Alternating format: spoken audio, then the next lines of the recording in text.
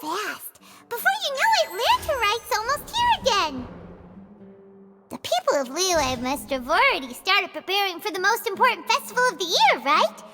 Hopefully Paimon will be able to check out tons of great food again this year. Anyway, let's go to Liyue Harbor and see what's up.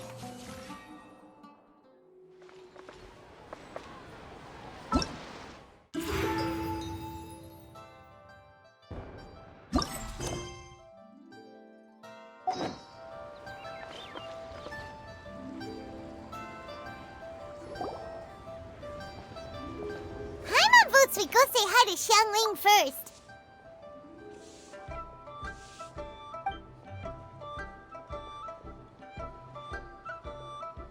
Huh? Xiangling? What a pleasant surprise meeting you here! Oh? Why, the pleasure is all mine, as is the surprise, surely. It must be fate that brings us together in this place. How have you fared as of late? I sense you are older and wiser than the last time we met. It seems your travels continue to yield valuable insights. You are too kind. So, Xiangling, are you here to listen to stories over tea again? I had originally planned to set out after this last round of tea. However, I had planned to take a walk to Qingce village and gather some nascent bamboo shoots, which are currently in season. A villager there once gave me a small sample, and they possessed a most excellent flavor. Huh? Nascent bamboo shoots? Why can't you just use normal bamboo shoots instead? Wait, Paimon knows! Because Zhongli prefers the finer things in life, right? Okay, Mr. Particular, let me guess. Ahem. The nascent bamboo shoot has a uniquely tender texture and a delicate sweet taste that its normal cousin cannot match. An astute observation, Paimon. You know me well indeed. Lantern Rite is almost upon us, but besides the bamboo shoots, there are a few other items I have not yet procured from Director Hu's list. May I ask if you have already made arrangements for the days ahead? Well, we were planning to use the opportunity to say hi to some of our friends, but before we were able to figure out a schedule, we ran into you. Well then, might I invite you to imagine the sheer delight that is a soup cooked with the freshest nascent bamboo shoots in all the land. Generous cuts of pork belly and crisp, fragrant bamboo shoots placed together in the pot and left to simmer slowly for half a day. You're doing this on purpose, aren't you? Paimon's onto your plan. You just want to hoodwink us into fetching your bamboo for you. Why, I assure you, I would do no such thing. I merely wish to inform you of the freshest, most succulent and flavorful bamboo shoots one could ever hope to taste. Ugh. Let's go, Traveler. Paimon's taste buds can't take it anymore. Collecting a few bamboo shoots shouldn't take too long. Paimon has got to get her hands on some of that soup. Such fine specimens are indeed well worth the excursion. Very well. I shall leave the bamboo shoots to you. Should you have the good fortune to find some, please share them with me as well. See? Paimon knew he was just bamboozling us. However, there is no need to rush. The streets of Liyue will be bustling with visitors and filled with all manner of celebrations during the festive period. By all means, go wherever your interests lead you. The nascent bamboo shoots would be but a wonderful final touch to a most exceptional feast. What an honor it would be to savor them in the company of friends. We're heading out. Enjoy your walk, Youngly. Take care now, you two.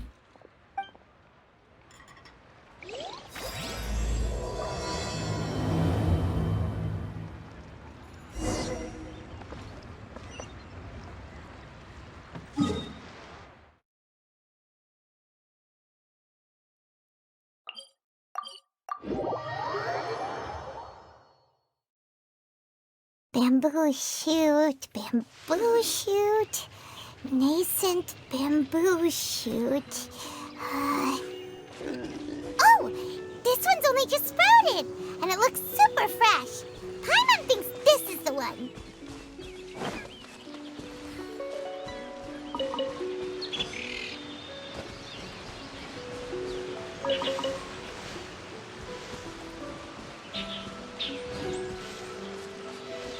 These should be enough. Let's head back. Help! Help! Did you hear that? Someone's calling for help. It's coming from over there.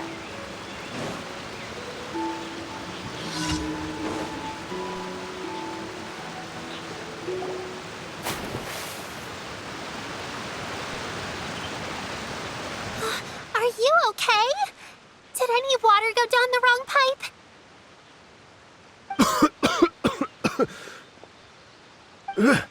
I think I'm okay now. Thank you so much. That was scary. Well, at least you're all right. All thanks to your savior here. Oh, a little girl? Greetings, everyone. My name is Yao Yao. It's a pleasure to make your acquaintance. Whoa, she's so well-mannered. My name's Paimon, and this is the Traveler. I'm Dvorak, a musician from Fontaine. I came through Stone Gate intending to head towards Liyue Harbor, but then I became captivated by the beautiful scenery, and before long, I was completely lost. Just now, I was so mesmerized by the waterfall that I slipped and fell into the water. If it weren't for Miss Yao Yao's help, I shudder to think what might have happened. It's all right, Mr. Dvorak. The splashing around the bottom of the waterfall means the stone path is always wet and slippy. You definitely have to be careful. Next time you're exploring an unfamiliar environment, try to focus on what's right in front of you. Don't let your mind wander. As long as you watch your step, accidents like this won't happen anymore. Yes, ma'am. I understand. I'll remember to be more careful next time. Oh, are you hungry, sir? Oh, I'll be fine. Please, sir, it's quite all right. I was born and raised here in Liyue. It's only natural for me to extend my hospitality to any guests who are passing through. I expect you still have quite a long journey ahead of you. It's very important to keep your energy levels up. I still have some lotus flower crisps left in my backpack. Why don't we split them between the four of us? Aw, what a thoughtful kid! She even has some for Paimon! You're welcome. Mmm, so tasty. If only there were more. Having a healthy appetite is a good thing. It means Paimon's still growing. If I'd known I was gonna run into you, I would have made a second batch. Hope you're taking notes, Traveler. This is how you treat your Paimon. What do you think, sir? Are Liyue snacks to your taste? I wonder if they're not sweet enough. No, they're perfect. When I was traveling through Mondstadt, I had a chance to try one of their moon pies. It had a meat filling, unlike these crisps. But apart from that, it seems like they follow a similar cooking process. Both are delicious in their own way. As for Fontaine's cooking, though, it's been a long time since I've had a taste of home. Sounds like you spend a lot of time on the road, huh? I do. It's part of my job. I'm one of the main organizers of the Iridescence Tour. Iridescence Tour? The Iridescence Tour is one of the biggest music festivals in Fontaine. We're looking to expand, though. Our aim is to hold a festival in every nation. At least, all the main organizers share this goal. Unfortunately, it's a long story, so I'll spare you the details. But anyway, so the main reason I'm traveling all around Tavad is to promote our music festivals. But I have some personal reasons, too. Well, what are they? Just tell us already. Let me see. Well, to explain it in full, I'd have to start with a story from my ancestors. I don't want to take up too much of your time. Oh, I love listening to stories. We want to hear it too. Okay, then I'll start from the beginning. The story goes that my ancestor, who was also a traveler, once slipped and fell into a lake during his travels. As he was sinking and gasping for breath, he heard a wondrous tune in the air. They say it was the most beautiful, moving melody he had ever heard. Even in that life and death moment, the ethereal music seized his full attention and almost made him forget the fact that he was drowning. When he finally came to, he found that he had already been brought ashore. Not too far from him stood an unfamiliar woman with an almost divine aura. Once she saw that he was no longer in danger, she left without a word. My ancestor tried to run after her to give his thanks, but although a mere dozen paces separated them, no matter how quickly he gave chase, he drew no closer and remained a dozen paces behind.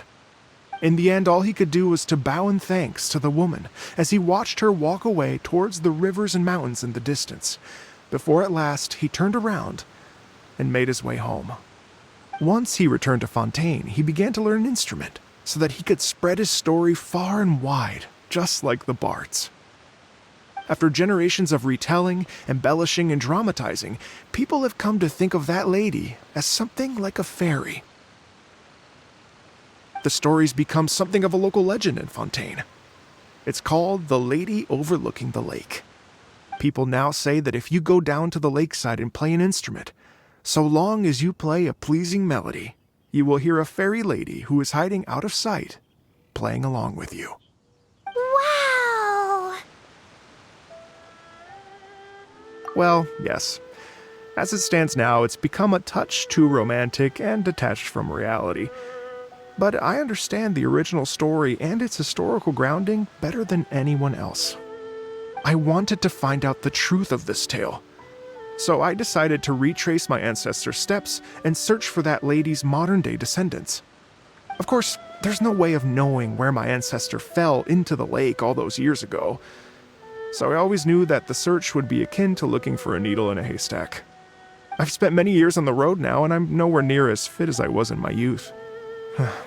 The wish that I've spent half my life chasing after has now become something of an obsession. Well, I haven't lived half of my life yet, but still, I understand how you must feel. I meant too! It's like... imagine if you saved the center of a lotus flower crisp, which is the best part, by the way, because you wanted to eat it another day, but then suddenly, sploosh! It falls into the water, never to be seen again! Paimon would definitely remember that for the rest of her life. There's no need to feel sorry for me. I've made some progress over the years. For example, I've concluded that the story must have taken place in Liyue. Oh, so you finally found a lead? Yes, in fact, that's an intriguing story in and of itself. I'd always known that Mondstadt is the city of song and freedom, but more recently, I heard that the Animal Archon returned to Mondstadt for a festival in the fall, and learned that he himself is a patron deity of music. So I prayed for the Animal Archon's guidance in the Mondstadt Cathedral, and as soon as I set foot back outside the front gate, I noticed a cluster of leaves being blown in the wind further and further west, towards Stone Gate. A friendly local told me that this meant the wind was guiding me in the direction of Liyue, so I followed their advice and made my way here. Right? You get it. I knew I'd find someone that agrees with me eventually. Are you sure? It sounds a bit too much like one of those fake legends told by those treasure hoarder guys to scam gullible grannies from Jingsa Village. Rex Lapis has returned to the world. Just give me some incense and a little mora towards the travel fees, and I will pass your gift on to the Lord of Geo and ask him to keep you and your family safe and well. And so on and so on. Don't worry, Yao Yao. We have a lot of experience with deciphering omens and stuff. And anyway, you only got scammed if you handed over Mora, right? Actually, to express my gratitude, I did spend rather a lot of mora on several bottles of fine wine, which I left at the Statues of the Seven along the way. Oh dear. Well, how about this, ladies and gentlemen? Why don't I bring you all to Yujing Terrace to see Miss Ganyu? I don't know very many people, so I can't help you out much. But Miss Ganyu and the Qixing know just about everything. If you've been scammed, they'll help you get your Mora back. And if the wind was telling the truth, and you want to keep looking for that lady's family, they'll be the best people to ask. But you've already helped me so much. Well, I was going to take some new medicinal herbs and plants I picked to Miss Ganyu anyway, so it's no trouble at all. You know what? It's been a minute since we saw Ganyu too. It sure be nice to pay her a visit before Lantern Rite. All right, well, my sincere thanks to you all. I will never forget your kindness. Okay, everyone. Please follow me. I'll be your guide. Remember to watch where you're going, okay? Uh-oh. Paimon's out of a job. Oh well. Paimon will just be a cheerleader instead.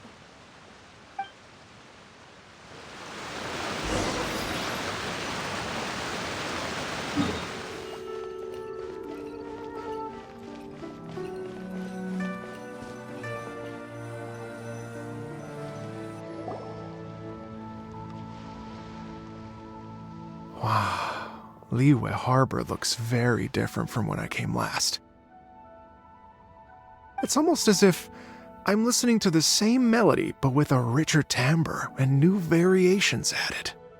Well, we are here during Lantern Rite after all. It only comes once a year, so they always have a big celebration. It's fair to say that this time of year is when Liyue Harbor looks the prettiest. Great, let's go and check it out. I can't wait to get into the city and see it all up close for myself. The streets are breathtaking. Smiles and laughter everywhere I look. It's contagious. I can almost feel the music in the air. I have the urge to start waving my conductor's baton. I'm glad that you're enjoying the city.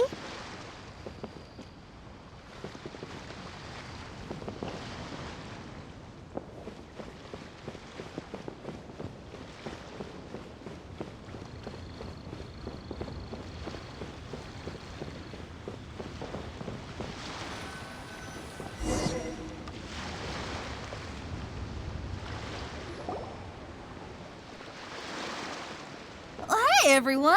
Fancy meeting you all here. What a nice surprise. Hello, Xinyan. Let me introduce some new friends. They are... Traveler, Paimon, and Mr. Dvorak, right? I've known them all for quite a while. When I was last here to advertise a Liyue stop for the Iridescence Tour, Xinyan was one of the few people willing to give me the time of day. Well, feels like I've been chasing this Iridescence Tour bandwagon halfway around the world, but I keep getting stood up. What's going on, Mr. Dvorak? I'm so sorry, Xinyan. We've had a string of terrible luck recently, and every time we've tried to put on a show, something or other has come up to stop our plans from materializing. Is that right? I guess it can't be helped. So, what brings you to Liyue Harbor at this time of year anyway? Thinking of putting on a music festival during the Lantern Rite celebrations? A Lantern Rite music festival? Yes, please!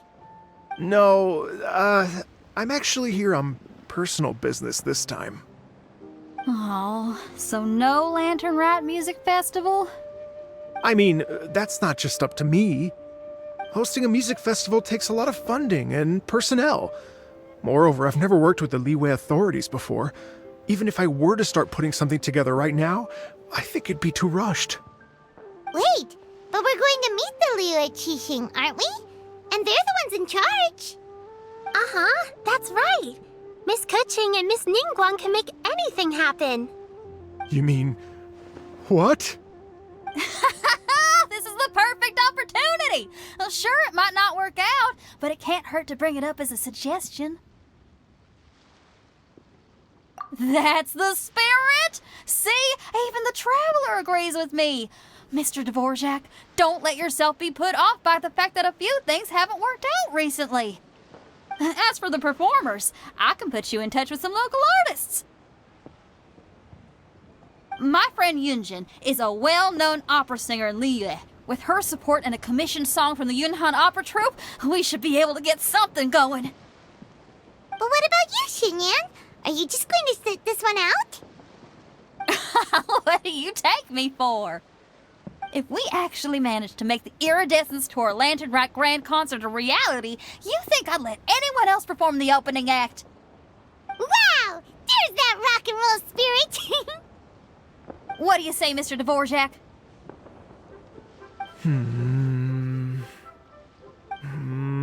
Okay. I'll give it a shot. But the opening act is not something to be chosen lightly, Xinyan. I will judge your work by the strictest of standards, so please make sure you are fully prepared. Are you kidding? I thought you'd never ask. Whew, guess my shopping time's getting cut short. I'm gonna head back right away and start working on this. Yao Yao, if you run into your senior on the way to the Qixing, please send her my regards.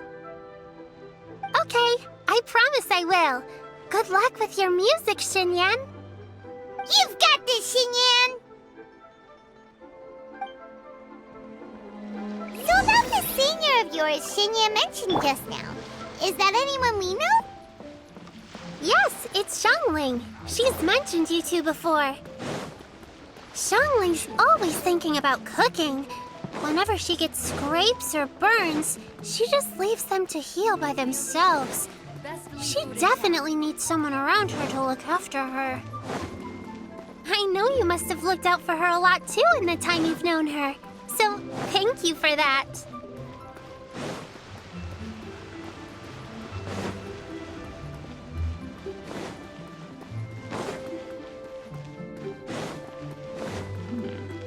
This is a peaceful neighborhood.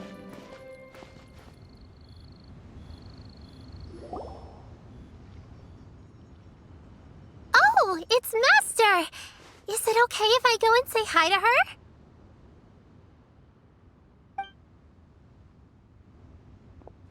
Oh, calm down now, dear. I'm not about to run off anywhere. I'm not a bundle of energy like you. I haven't seen you in days, Master! I've missed you. Oh, bless you, Yao Yao. You do say the sweetest things. Ah, look who it is. Visiting friends during the Lantern Rite, are we? You're half right, Madam Ping. We were also trying to help out Mr. Dvorak over here. We were on our way to take him to see the Qixing. Hello, ma'am. I am a musician from Fontaine and an organizer of the Iridescence Tour. I don't suppose you've heard of it. Master! The Iridescence Tour is a super famous music festival!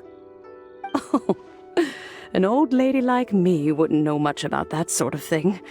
A music festival, you say? It sounds terribly exciting. Oh, right! Madam Ping, how would you feel about that? You're an elder of Liyue, and you know all about Liyue's cultural traditions. Hearing your thoughts would definitely help us figure out how best to approach it. For example, do you think it might be a bit too modern, or is there any other issue? Why, not at all. Music pays homage to history and culture, and it can also be a bridge between different civilizations. Times change, and the music enjoyed by the youngsters of today is no doubt very different from the tunes I was accustomed to in my youth. Nevertheless, all fine things in life can be appreciated. And so, I look forward to it immensely. Hear, hear. I do believe that, my own dear grandmother aside, you are the wisest old lady I've ever met. Goodness gracious, you're all being suspiciously sweet today. Yao Yao, whatever have you been feeding them?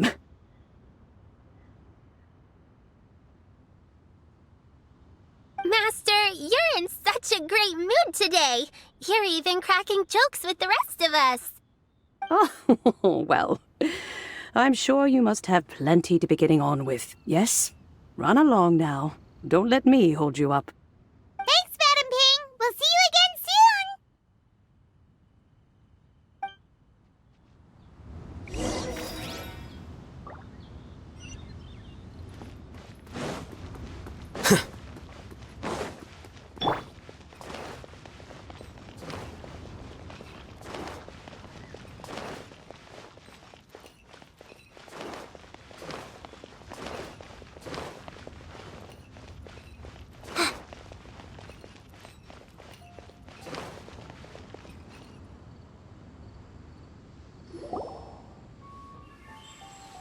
And when you meet with the Ministry of Civil Affairs, please remind them that the festivities are not an excuse to procrastinate their work.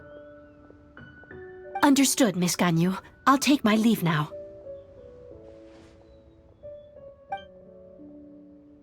Ganyu! What brings you here, Yao Yao? I've brought all the medicine you asked me to pick for you. Oh, and here's a pack of sweet flower seeds as well. Also, these dried Qingshin leaves make a great pot of tea that's very good for you. I know you've had a lot to deal with at work recently, but you shouldn't push yourself too hard. If you're not careful, you'll end up falling asleep in the grass again. Well, this is weird. It's like a responsible younger sister talking to their disorganized older sister.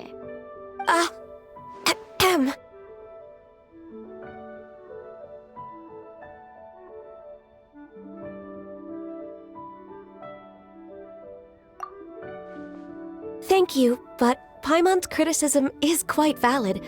I do have a tendency to neglect matters outside of work, and that's something I should improve on.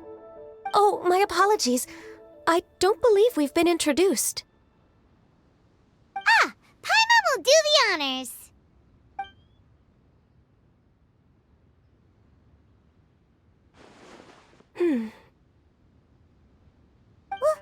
What's wrong? Did Paimon go over everything a bit too fast? It's definitely an ambitious plan. If there's anything you didn't quite catch, Paimon's more than happy to go over it again. It may be a little difficult to make this happen. Oh? Well, the Lantern Rite is the most important festival of the year. Our celebrations must not only be visually spectacular, but also appeal to the tastes of Liyue citizens from all walks of life. The Iridescence Tour is relatively unknown in Liyue.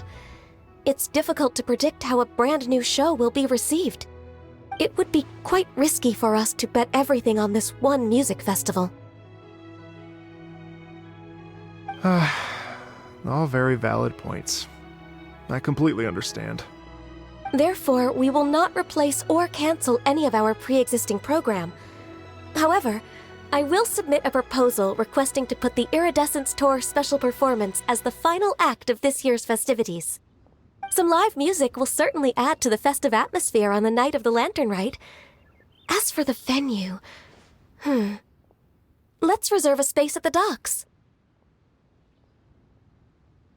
Yes, my thoughts precisely. Now I just need to take some time to give this proposal some polish.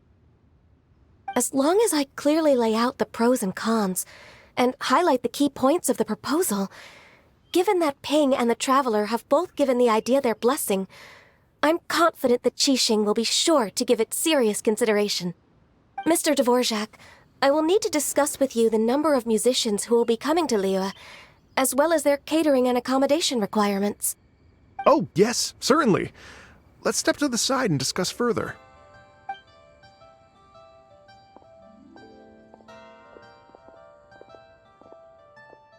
As soon as there's work to do, Ganyu's as diligent as ever. I couldn't agree more. Master once said that everyone has things that they are good at and things that they are less good at. So, with that in mind, Ganyu shouldn't feel compelled to become perfect at absolutely everything. I'm good at taking care of people, so that can be left to me. Wow. Hey, Yo-Yo, can you take care of Paimon too? Paimon's getting hungry again. I'm afraid my backpack's empty now, but if you let me know what you like, I can bring you some of your favorite dishes next time we meet. Apart from lotus flower crisps, what else do you like? Anything sweet, and anything that's made from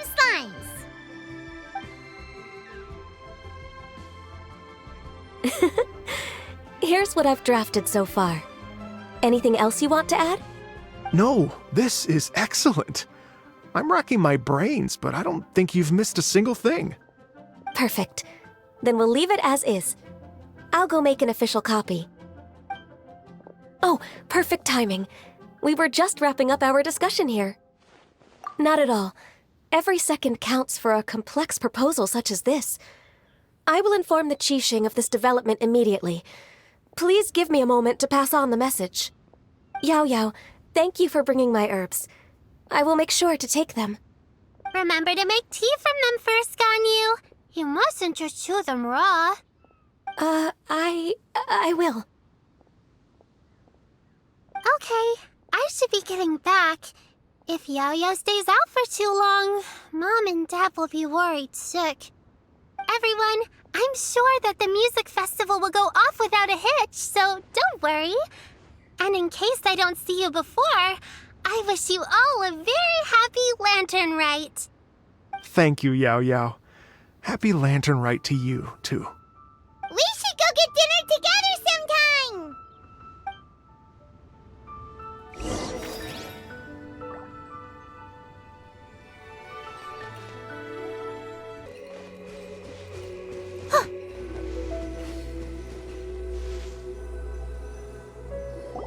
Byron said the strange tune was coming from around here, right? But Paimon doesn't hear anything. There doesn't seem to be a soul in... I was just wondering who in their right mind would come out to a place like this. So, it's you two. Yeon! How'd you sneak up on us like that? You nearly gave Paimon a heart attack! You look pretty alive to me. Can't have spooked you that bad. Fair enough. Ah, you're here for that too? Saves me a bit of explaining. Come with me. I've already reconned the perimeter, so we should be safe.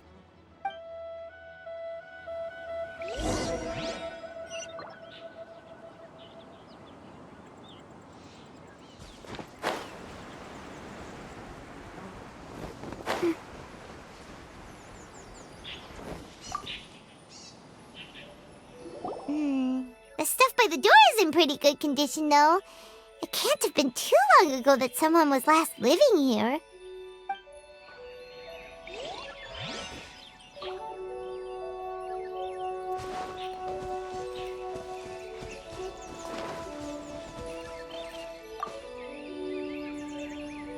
The doors and the windows are all fine, so there definitely wasn't a break-in.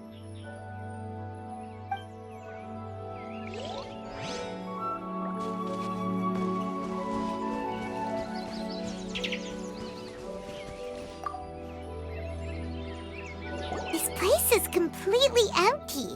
There's nothing valuable left here at all.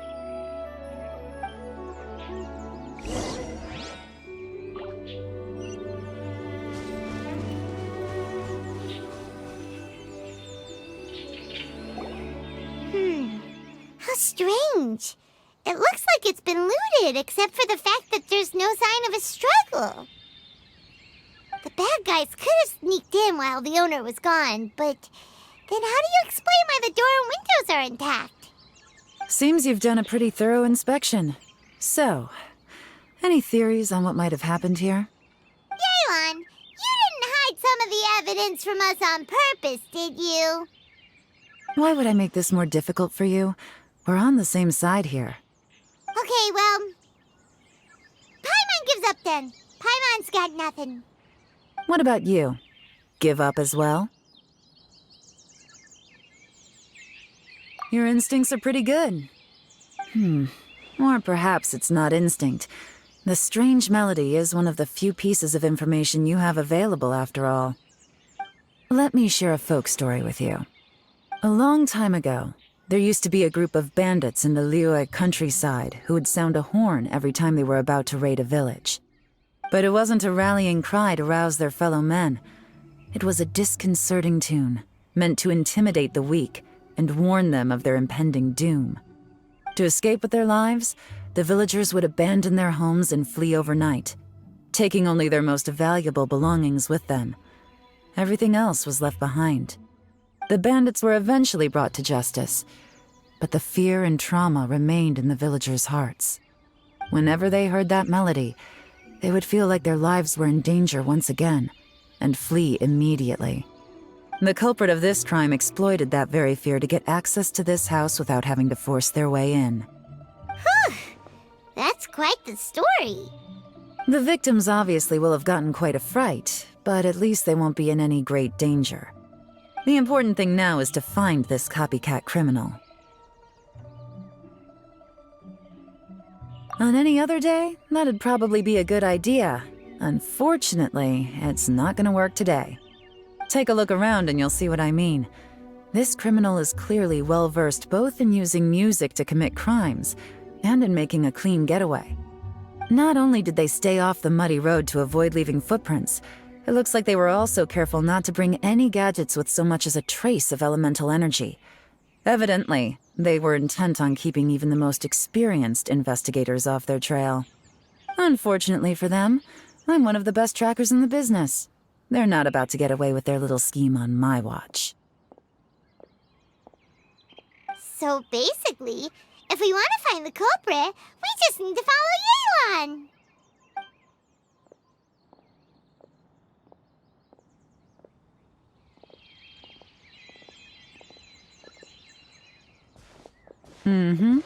As long as you can keep up.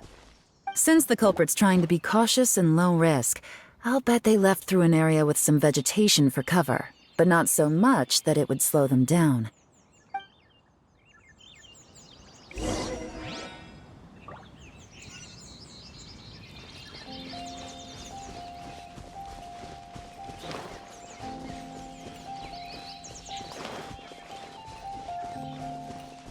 Here, look at this. These tracks are superficial, but they definitely didn't occur naturally. Something heavy was being dragged this way, meaning we're headed in the right direction.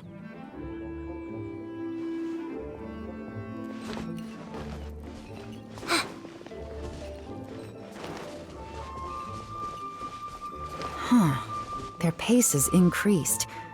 Normally, people carrying a heavy load slow down as their journey goes on and they start to tire. Whatever's motivating them to speed up must be psychological. For instance, reaching the home stretch.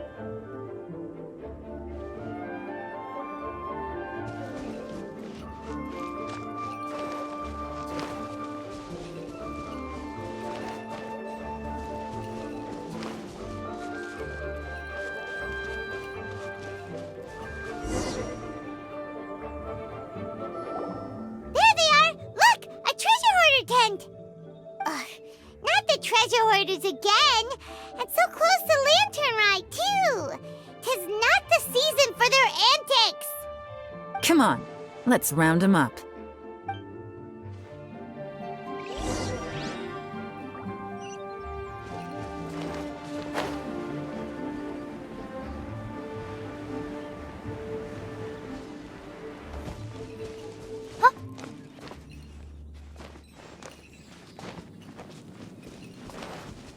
Time to go. Hey! Who are you? Where did you come from? The evidence is conclusive. Okay, confess and we'll go easy on you. My patience is running low, so why don't you do us both a favor, You kidding me? You think I'm scared of you? Perhaps not, but you should be.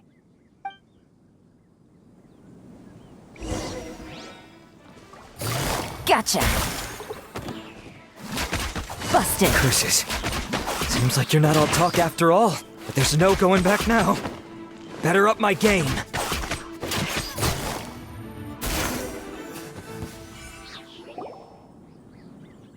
Mercy! Have mercy! Oh, it's a little late for that. I've come this far, I might as well finish the job. I surrender! I surrender, please! I'll do whatever you say. Please have mercy.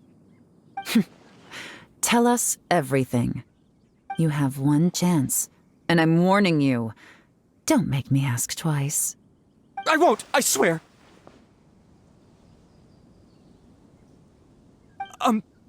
So Lantern Rite's nearly here, and like a lot of people, I wanted to buy a few nice things. I know I'm with the treasure hoarders and everything, but I don't really have any kind of experience with robbing people and whatnot. So I don't have the guts to break into somebody's house. Wow, you're really going to complain to us about that? No, not at all. I'm just telling it how it is. Okay, continue. I racked my brains trying to think of what I could do, and eventually I remembered something from back when I was a kid. The bandits would blow their horn, and my grandma would grab us kids and run. I remember the tune, so I figured I'd try it for myself. I mean, just to see what would happen. At first, anyway, I seriously didn't expect that family to pack up and leave. But they did, and they just left all their stuff right there for the taking. It was too easy, I couldn't resist. It was completely wrong of me, I know that now. I'll return everything that I took. It's all still in perfect condition, and it'll be like it was never gone. Please, give me a chance, huh? Let me make it right. Give you a chance, huh? Sounds to me like you'd rather strike some kind of a deal than spend Lantern Rite behind bars. Yes? Yes? You know how to bargain, I'll give you that. It's just a pity that you didn't confess at the first opportunity. You'll have to take a walk with me. Once we've returned the goods, we'll find the owner of the house, and you can apologize to them in person. After that, I'll escort you to the Ministry of Civil Affairs. Yes, ma'am! You know, as a former victim of this kind of crime yourself, I doubt anyone understands the fear you inflicted quite as well as you do. Does your greed matter more to you than your fear? More to the point, if you can play a tune from memory, don't you think you should be capable of making an honest living? You mean... That's enough hints for you. You'll have plenty of time to reflect on all of this yourself. There's not much left to wrap up, so I'll take it from here. Guess this is where I'll say goodbye. What is it? Is there something else? I'm still not sure how you first got your hands on this information, so play it safe when you get back. Don't mention to anyone that you ran into me out here. You helped a lot with the investigation and arrest anyway, so it's perfectly fair for you to get all the credit. Just take it. It works better for me, too. See you when I see you, and happy Lantern Rite. Yaron's such a pro at this. With her taking it from here, it's as good as resolved. Whoosh! Random event, a strange melody, complete. Although, it's kind of a shame that we never got that treasure hoarder guy to play the melody again. Right? How could anyone not be? When we were chatting with Mr. Dvorak, music seemed like such a positive thing. And most music is, right? It can help us relax, feel all warm and fuzzy, recall happy memories, or even just think happy thoughts. Paimon never imagined that music could be used to commit crimes. Oh, really? Huh. Makes sense. Paimon's musical understanding improves again! Well, anyway, now that everything's resolved, let's get back to Liyue Harbor. Byron's still waiting for us with our random event rewards.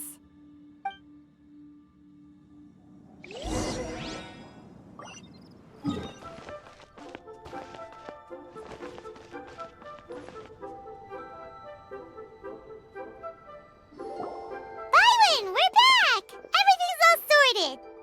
That's great news! Oh, please wait here a moment if you would be so kind. Lady Ningguang instructed me to advise her upon your return.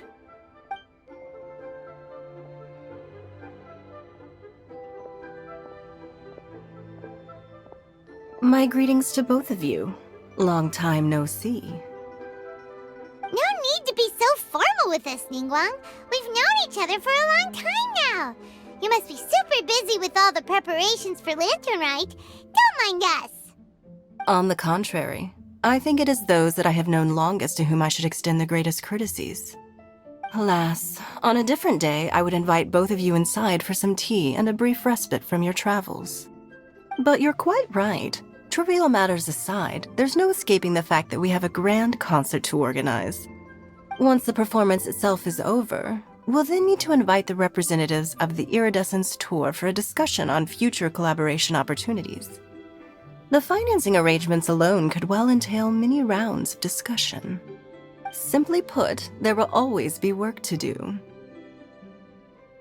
Whoa, you're already thinking that far ahead? Well, we can discuss more current affairs if you'd prefer. I trust you saw this year's Mingxiao lantern at the docks when you arrived at the city? Yeah, it looked like a goose. Which Adeptus is it modeled on this time? Sea Gazer. I believe you're familiar with the name. Legend holds that he was free-spirited and easygoing. People described him as a cheerful soul and a loyal friend. On this marvelous Lantern Rite, we pray that the fallen heroes may be guided home. If the sound of music can flow like the rivers and streams into every corner of the land, perhaps the souls of those who have gone before us will hear the song of a new era. I wonder whether the melodies will be to their liking. Oh, they're gonna love them. Paimon's sure of it. At least, if the guy you mentioned is anything to go by, the Adepti and heroes of the past sound like a positive and free-spirited, cheerful bunch. They're sure to be open to new music. Well, let's hope so. I heard that you'll be going on a search with Ganyu to find the descendants of a fairy lady from a Fontaine legend. I'm sure this quest to uncover the truth behind an ancient story will turn into a most charming tale. Do share it with me, won't you? I couldn't bear to miss out.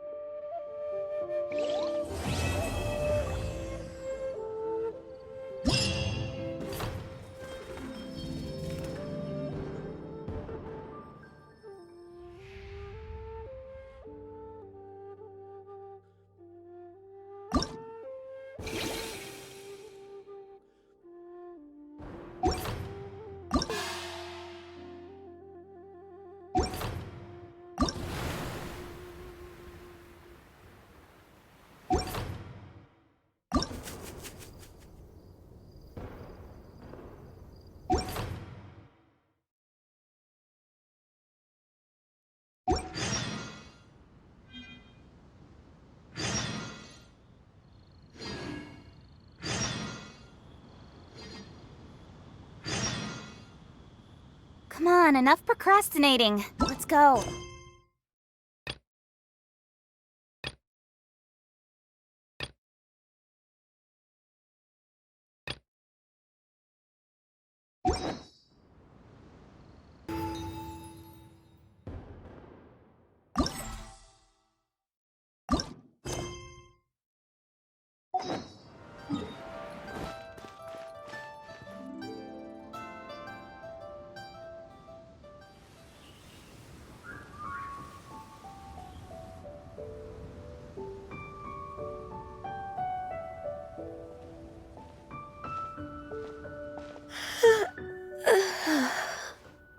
Greetings, Traveler and Paimon. What time is it? Are you okay, Ganyu? You were nodding off there. Didn't you sleep well last night? I'm fine. Don't worry about me. Let's discuss the matter at hand. Since last time, I've been thinking a lot about the story Paimon told me. In essence, someone rescued a drowning man and performed some music. If that were all there was to it, it could have been many people, human or Adeptus. But the tune was allegedly so wonderful that the drowning man forgot about everything else, even his own impending death, and only came to his senses after being brought to shore. Perhaps there was an adeptal power at work in that music that he, as a mortal, could not perceive. Or perhaps he sensed a power surrounding him but lacked the words to describe it, not knowing where it came from. Either way, if this part of the story is true, then the rescuer has to have been an Adeptus. You really think so? But this story is all the way from Fontaine. Isn't this a bit of a long shot? Also, Paimon's really curious about how people from Fontaine think this fairy lady looked. Then she looked just like Ganyu. Guess that does technically make sense. Actually, Ganyu, if you had to save a drowning person, how would you go about it? Huh? Me? Well, I'd get them to the shore, and then I'd probably hide behind a tree and watch them for a while. Once I was sure that they were going to be okay, I'd slip away without a sound. Got it. So basically, Ganyu's the type of person who doesn't like taking credit for her good deeds. No, it's not like that. I'm just not very good at explaining things. And I also find it really awkward accepting other people's gratitude. Well, what if this Adeptus in the story had a similar attitude? That would explain why she just left without saying a word. She was probably thinking something like, One was merely passing by and saw fit to address this egregious disruption to one's graceful zithering at once. You may keep your thanks to yourself. That was actually a very good impression of Cloud Retainer, Paimon. As far as I'm aware, Cloud Retainer isn't the most musically gifted. Still, we can't completely rule her out just yet. If we set off now, we could head to Mount Outsung and ask her about it. You'll be able to confirm either way if it's her, and I can, I've been in Liyue Harbor for so long now that I'm just not as familiar with the Adepti anymore. If there's anything we want to know about them, she's the best person to ask. Sounds great! And we're pretty close with Cloud Retainer by now, so we probably don't even need to bring her food this time, right? I've prepared a gift for her to mark the festival, just in case. However, Cloud Retainer spends most of her days studying mechanisms in her abode. She's on her own so much of the time that the moment she has someone to chat with, she just... Never mind. I promised I'd help Mr. Dvorak, and now that I've made the contract, I can't be having second thoughts. Traveler, Paimon, let's set off for Cloud Retainer's abode. Seems like this is a tough decision for Ganyu, but she's made up her mind now. Paimon gets why she'd be so anxious. Okay, how about this? If Cloud Retainer tries to start telling stories about her again this year, we should pipe up and change the topic. Wait, did she leave already? Hey, Ganyu, wait up!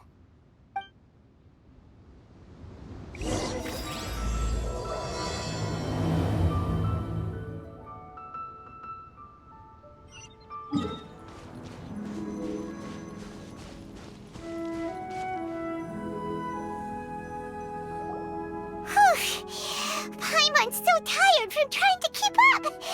Don't either of you need to take any breaks? I can't believe it. Cloud Retainer is not here. Huh? Did we miss her? She doesn't like to travel, So in the past, it's always been the other Adepti who come to visit her during the festivals. True. Now that I think about it, Cloud Retainer would be quite capable of taking care of anything on her own. There's no need to worry about her. Since she's not here, I guess the next step is to check all the other Adepti abodes, one by one. Uh-oh. Will it involve a lot more traveling?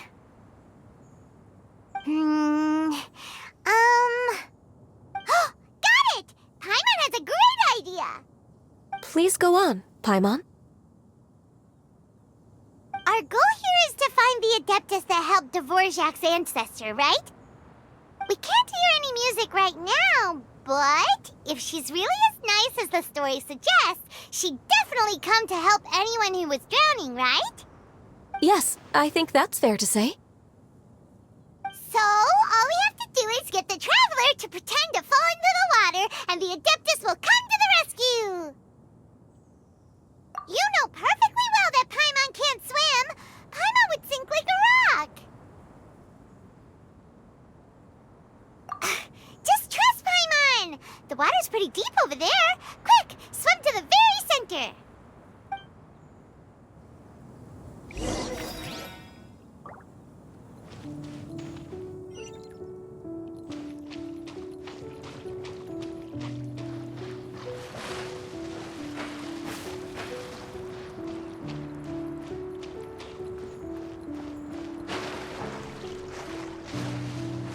Help!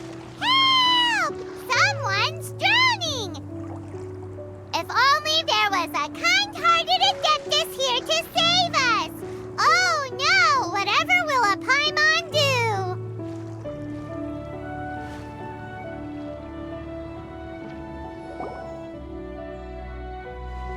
What is going on?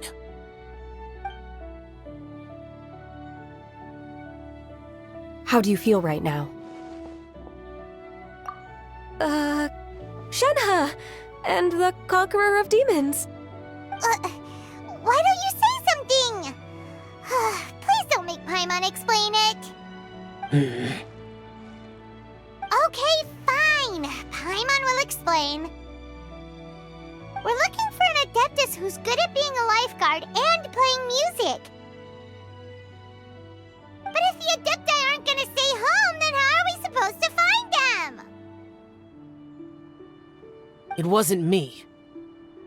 Yeah, so this Adeptus is most likely a woman. And I am not an Adeptus, as you both already know, Traveler and Paimon. Okay, so this is Paimon's fault. No way Paimon would have suggested this idea if she'd known how awkward this was gonna be. Glad you're okay. As far as I know, the one you seek is no Yaksha. And one last thing. Your actions here caused others a great deal of worry. Do not repeat them again in the future. As ever, the Conqueror of Demons comes and goes, just like the wind. Right. I didn't dare to say a word just now. How's your training going, Shenhe? Have you made any plans for Lantern Rite? We could spend it together in Liyue Harbor if you'd like. I had planned to spend the festival with Master this year. However... Oh, speaking of Cloud Retainer, when did you see her last? Earlier this morning. She set off for Mount Hulao at dawn. I noticed she was using an Adeptus art of some kind to protect a mechanism that looked like a boiler. Maybe it was a gift for Mountain Shaper. I did not inquire. So we just missed her. Please excuse me for a moment. I think I'll leave the gift in her abode. Sure. Thank you. It sounds like Ganyu and Shenhe have gotten a lot closer recently. Yes. During the summer and winter, I continued to train with Master. In the other months of the year, I have been learning to adapt to human life in Liyue Harbor. Ganyu arranged accommodations for me in the city, and also recommended several work positions for me. But when I try to blend in by referring to her as Miss Ganyu or Lady Ganyu, like the others, she says I mustn't address her like that.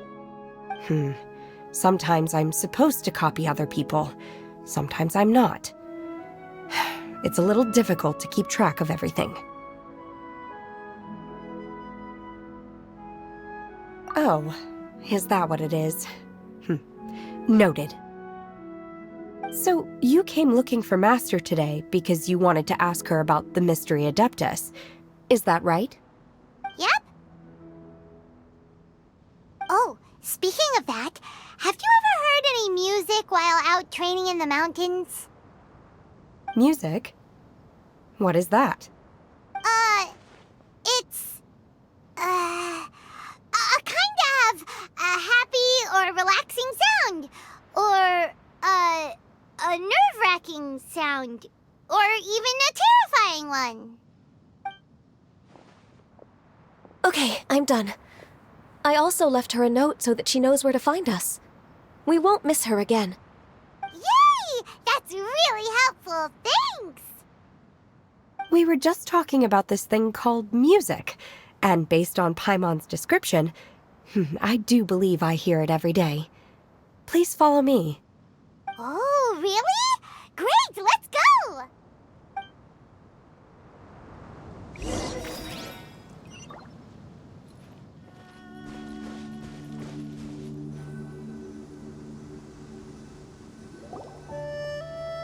This is the place. I enjoy training here to the sound of music.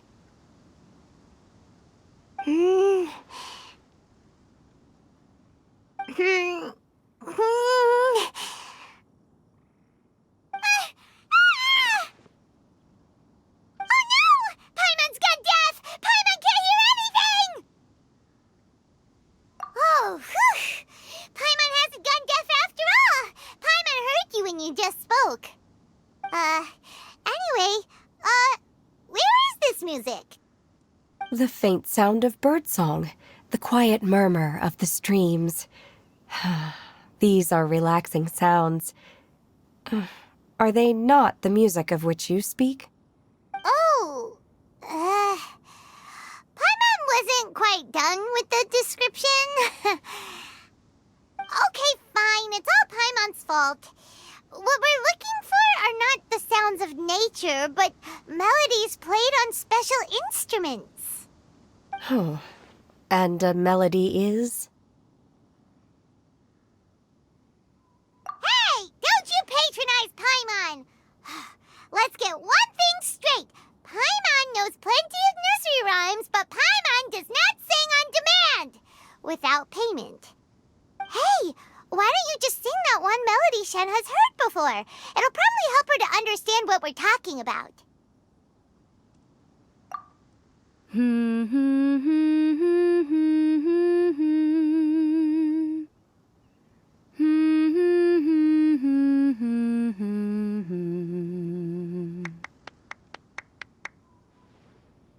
Oh, was that from the opera that Yunjin sang?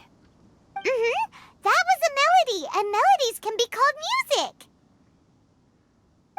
It felt like I was transported back to the past.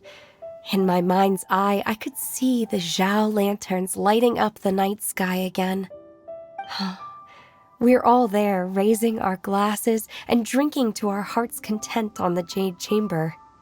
As I watched Yunjin's performance, I felt a warm sensation in my heart. And as the drink reached my stomach, it went from warm to hot. When you hummed that melody just now, feelings from a whole year ago came right back to me, as strong as they were on that day. So that's the power of music. Wow, Shenhe. That was so deep! Music definitely has the power to bring up memories. It's like a time capsule with all the special moments from our lives squished inside. What about you, Ganyu? Are there any melodies that have left a deep impression on you? I don't remember if my parents ever sang any lullabies to me. I know some local folk songs, And a few other things come to mind, too. The songs of the sailors down at the docks. The little ditties that the vendors call out in front of their beloved shops.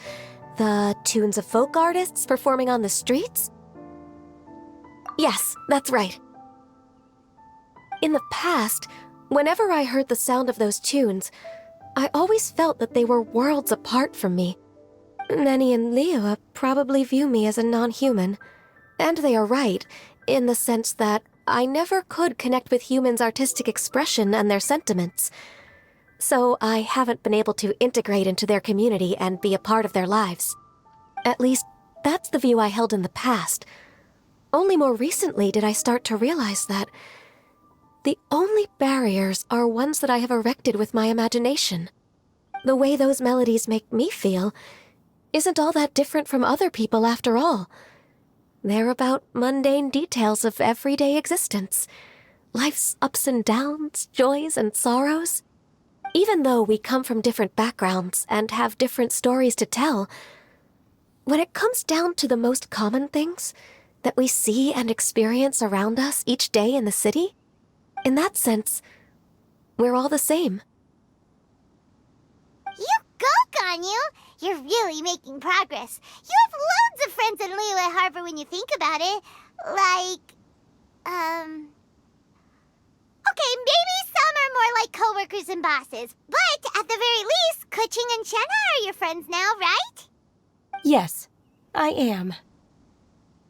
Technically speaking, we should refer to each other by the conventional forms of address used among fellow disciples. But now that I know what constitutes a friendship, I do believe we are more friends than co-disciples. Thank you, everyone. Once the days are warmer, I would like to host you at my home in the city. Please invite Kuching as well. I've planted many types of flowers. I'm sure some of them will be to your taste.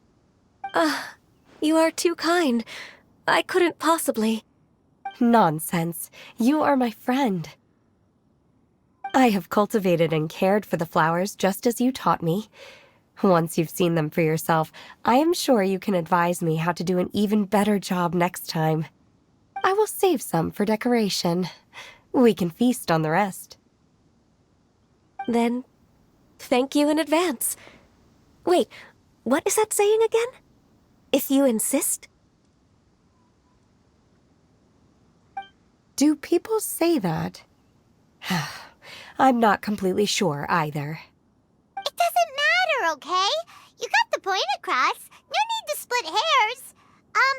Paimon's more concerned about your idea of a girls' night out. Eating flowers? Really? Does this have anything to do with you both being the disciples of that illuminated bird? Who dares refer to one not by one's Adeptus title, but merely as that illuminated bird? Master. Our greetings, Cloud Retainer. Ah! There it is! The illuminated bird has landed! Double humph. Now she has the gall to use it rather than she, even after being chastised once already? Barely a moment has passed since we last met, and yet your impertinence has reached new heights. Very well. If you refuse to learn your lesson, one shall scold you no further. One has received your message from Ganyu. On the matter of the Adeptus you seek, one suspects to know their identity. Well, shall one lead the way? I still have to complete my training for today, so I will bid farewell to everyone here. Very well. Await my arrival at one's abode later this night. On this special occasion, you should indulge yourself with some savory dishes. If you want to release a Shao Lantern, come and find us anytime. Thank you, everyone. Happy Lantern Rite to you too.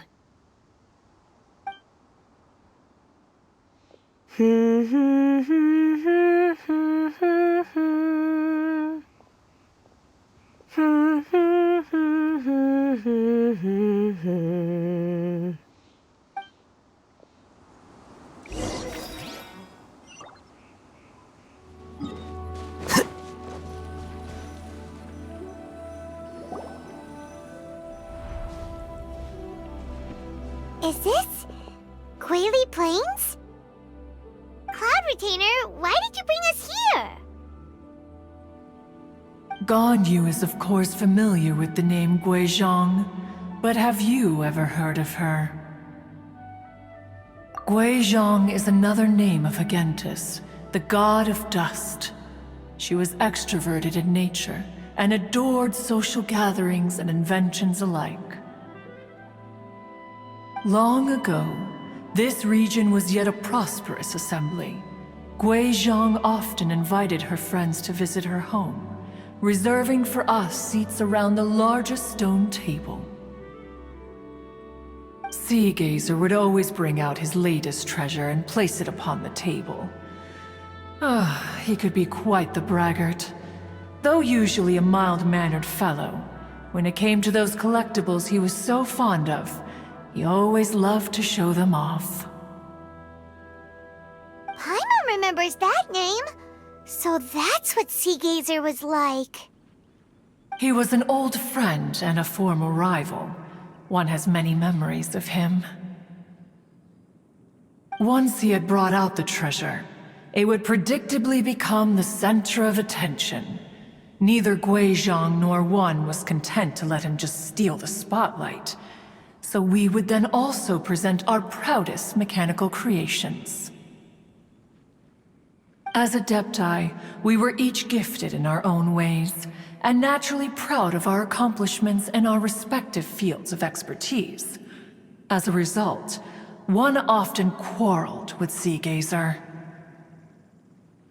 His treasures were not even of his own making. He just used his exploration skills to dig them out of the ground. How, pray tell, could he compare to me, when every single one of one's accomplishments were crafted by one's own hand? Cloud Retainer, you are getting competitive again. One digresses. Regardless, every time an argument occurred, Guizhong would come over to watch us during our mutual lambastics. On some occasions, she would join in, and on others, she'd take one of us by the limb and start uttering the most ridiculous nonsense. What kind of nonsense? No kind of nonsense were we spared. Sometimes she would brazenly opine, why argue between yourselves when neither of you could ever hope to beat me? Other times, she would make unsolicited suggestions, such as, once you two are done arguing, let's go to the foot of the mountain and grill some meat. She always sought to make everyone happy, and one must say, she had quite the gift for it. No matter what nonsense she said, one never felt bothered or offended. It also helped that she never referred to one as that illuminated bird or lady bird. Come on, get over yourself!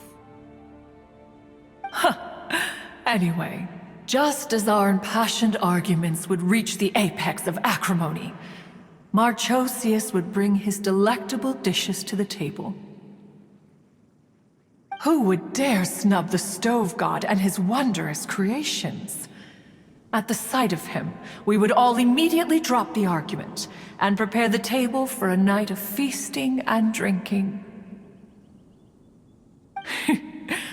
Back then, one was always bothered by how the cups Rex Lapis brought were always too square for one's taste. Can you see yourselves ever enjoying a drink from a square cup? Then you are most tolerant, but that is its own virtue. Even one could never find fault with Marchosius's cooking. As we ate, Guizhong would continue to find topics for conversation, filling the table with humor and laughter. Each of those old fossils had their character flaws and points of obstinacy. So why was it that whenever we dined together, we always had a marvelous time? We would drink together from a spot high in the mountains until the moon set and the sun rose, and only then would the banquet finally come to an end. Streetwood Rambler would often remain to admire the flowers with Guizhong before returning to her own abode. The glaze lilies were far more abundant back then. Entire fields of them would appear to the eye as a veritable sea of flowers. Streetward Rambler? That would be Ping. You probably know her as Madam Ping. Oh, okay. Wait, this is a lovely story and everything, but didn't we come here to find that Adeptus from Mr. Dvorak's story? Or are you saying that it was Guizhong? Didn't she, already, Alas, long has one avoided this place for precisely that reason. The sights here are a reminder of a time long gone, and evoke much sorrow. One should have guessed that you would disrupt one's poignant moment of mourning with your incessant questioning. No matter, one will share the whole story with you now. In times gone by, one quarreled oft with Guizhong concerning mechanical principles. We each had our ideals, and neither would yield. Under the pretext of a social gathering, one invited the impartial Rex Lapis to judge the quality of our creations. But Rex Lapis declared that Guizhong's Obscuro Vulpus mechanism was superior. Though one was too proud to acknowledge it, in one's heart, one knew that Guizhong was indeed the superior talent in the mechanical arts. As for the story between Guizhong and Streetward Rambler, that begins with a certain bell. In Guizhong's opinion, while mechanisms were no substitute for human composers, they were yet capable of producing simple but fine melodies. But Streetward Rambler believed music to be an expression of the soul, an emotional enterprise that could never hope to be replicated by machinery. They argued endlessly, until one asked Rex Lapis to intercede. He confiscated the bell and designated it for ceremonial use. Thereafter, one would often find them convening in the mountains, discussing music, mechanics, and all the affairs of the mortal world. But these good times were not to last. War broke out between the gods, and soon engulfed the Guili Plains. Guizhong was overpowered by the enemy, and fell in battle.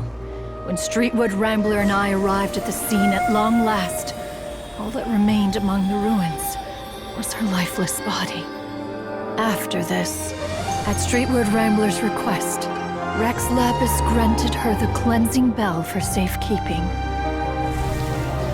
To honor our friend's memory, one made a few finishing touches to her ballistic device. Many Lantern Rites have passed since then. Many greetings and goodbyes. Upon what do you gaze? The Guili Plains? No. It's everything.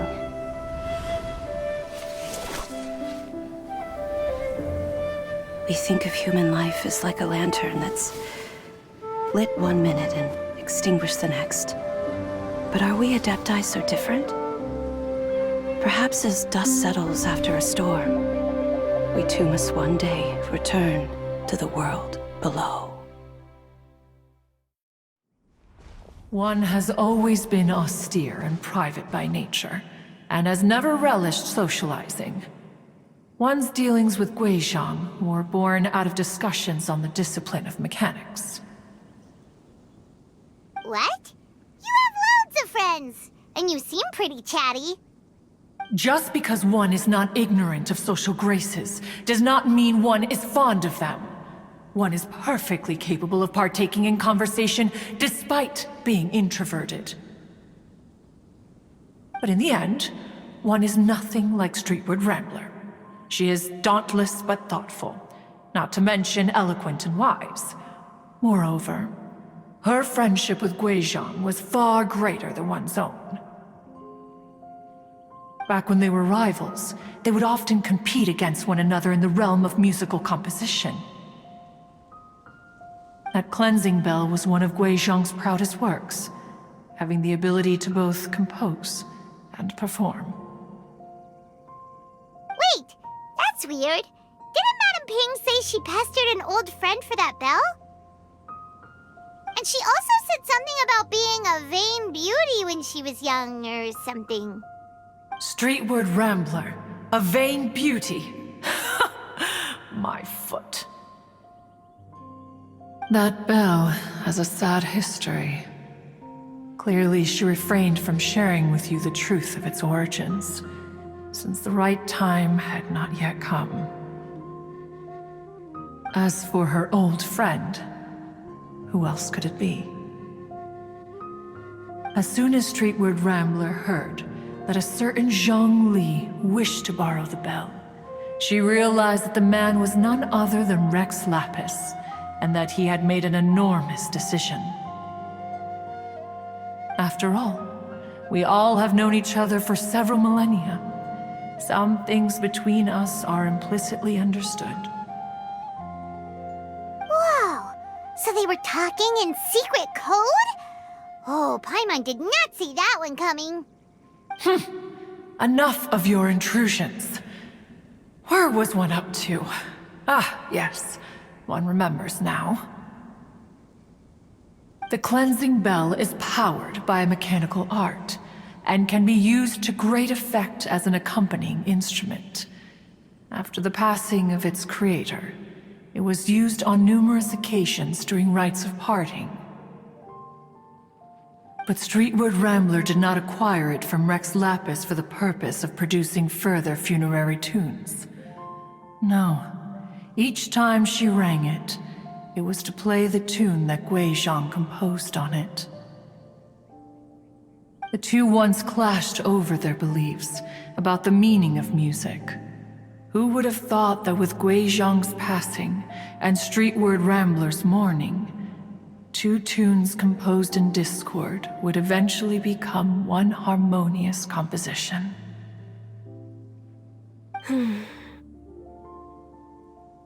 Once upon a time, Streetward Rambler also loved gatherings, liquor, and music. But after Gui Zhang passed, she preferred her own company.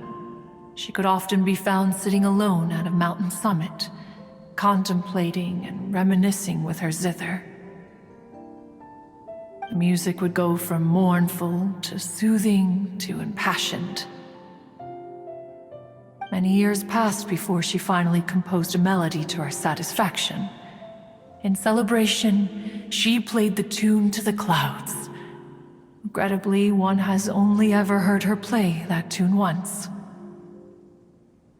Which brings one back to the matter you've been investigating. Perhaps it was during that performance that the ancestor of your Fontaine friend fell into the water and was saved by Streetward Rambler. But if she was so happy with the melody, why would she only play it once? One was also greatly perplexed by this. After suppressing one's curiosity for a long while, one finally approached her and asked why she would retire the tune after having spent so long on it. In response, she said, "Though the strings that played that melody survive, the one who inspired it is gone. Tell me, Cloud Retainer, when the one attuned to my soul is no longer here, who else could hope to understand this tune?" Aw, poor Madame Ping. I just remember being taken care of by you when I was young. Once the Archon War came to an end, I stayed behind in Liyue Harbor to honor my contract. Although I met Gui Zhang a few times, I never knew anything of this particular story. Gui Zhang was quite the visionary, but tragically passed before her time. Her manuscripts still lie unfinished in the realm of clouds. Blank pages give one cause for contemplation on what might have been. Had you not decided to search for that mystery Adeptus, perhaps these stories, too, would have been lost to the sands of time. As of now, you know the truth. That the Adeptus who rescued the drowning man was none other than Streetwood Rambler.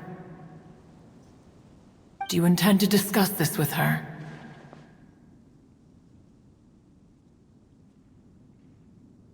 Do you mean Ping might find the topic too distressing? Precisely. The passing of our old friend is a heavy topic that both of us are usually careful to avoid. If I may be so bold, Cloud Retainer, could it be that this is just your own personal opinion? Oh? How so? I've been in Liyue Harbor for quite a long time now, and I've witnessed many farewells along the way, so I too am well acquainted with the pain of the passing of a loved one.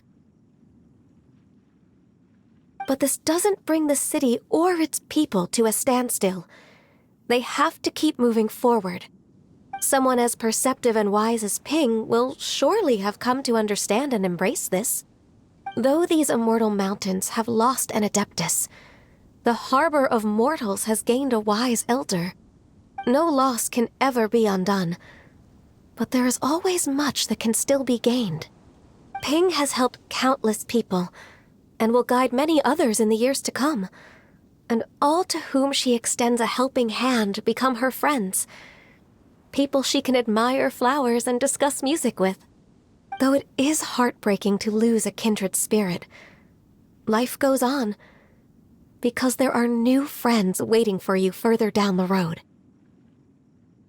We even asked Madame Ping what she thought about adding a music festival to this year's Lantern Rite.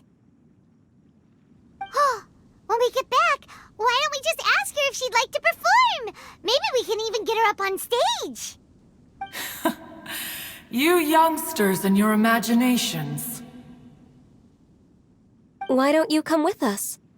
It's been a long time since you last spoke with Ping, and Liyue Harbor is always decorated so beautifully during the festival period. Is not every Lantern Rite the same in this regard? Were there ever anything new to discuss? One in Ping could meet any day of the year. I disagree.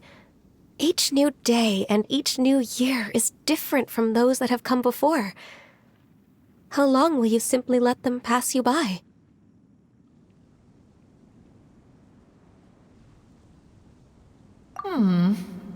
The edibles she brought this time were indeed quite delectable. Very well. Then one will be off. If the other old fossils have sneaked away into the city to amuse themselves, one shall soon find out. All right. We should be getting back to the harbor as well. We don't want to keep her waiting. Once the Guili Assembly, now the Guili Plains. Say, if we planted flowers there and cared for them carefully enough, do you think that one day we'd be able to recreate the sea of glaze lilies? Allow one to take back one's praise from a moment prior. You are still far too given to flights of fancy, child. What? Cloud Retainer? You were still listening? One observed that you were making no effort to leave, and returned to chasten and hasten you. This time, one is departing in earnest.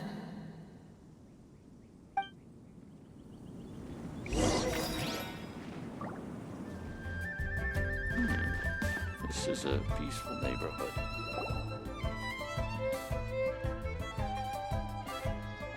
Whoa! Madame Ping? And Cloud Retainer? It appears you made haste after all. One arrived but moments before you. Oh, bless my soul. To what do I owe the honor? How nice of you all to come and visit me. Miss Illuminated Bird, haven't you said anything yet? Said what, precisely? And why should one be tasked with saying it? Because you're the one who's known Madam Ping the longest. Street word. Or rather, presumably, you would prefer to be addressed as Ping? Oh, Cloud Retainer, you are uncommonly polite today.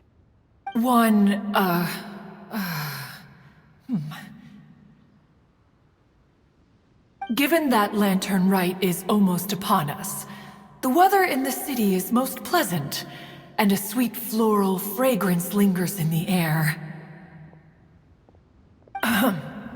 Ganyu, please continue from here. Huh? All right. So, this all started because we were trying to help Mr. Dvorak find the Adeptus who saved his ancestor's life.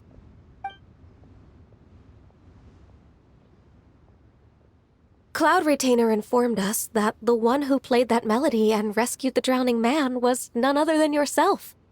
Ah, let me think. Yes, I do believe I recall that encounter. What a long time ago that was. I'm surprised that you still remember it. Even more astonishing, perhaps, is the fact that this story has survived this long at all, when mortal lives are so very brief. It appears that she has proven herself right once again. Who's she? We like to call her Guizhong.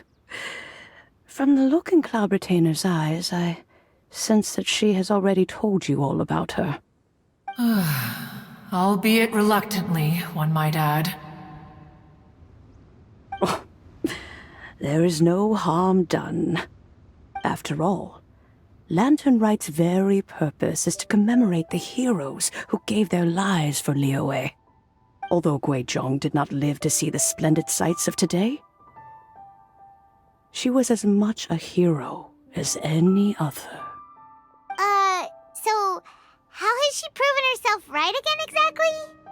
Once upon a time, she said to me that humans were a weak form of life that she wished to protect with her wisdom.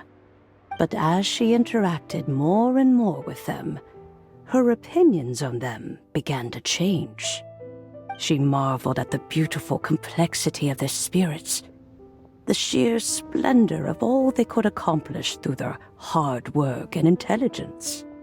She told us that to underestimate human potential would be to make a grave mistake. With the smallest amount of guidance, enormous power can be unleashed in them. And a human who has reached their full potential may well be her equal. Someone who could have as much to teach an Adeptus as to learn from them. She always had a way with words. That her mechanical accomplishments were judged superior to one's own was, one suspects, in large part due to her sheer eloquence. Speaking of mechanics, Cloud Retainer, do you still remember that potted plant mechanism?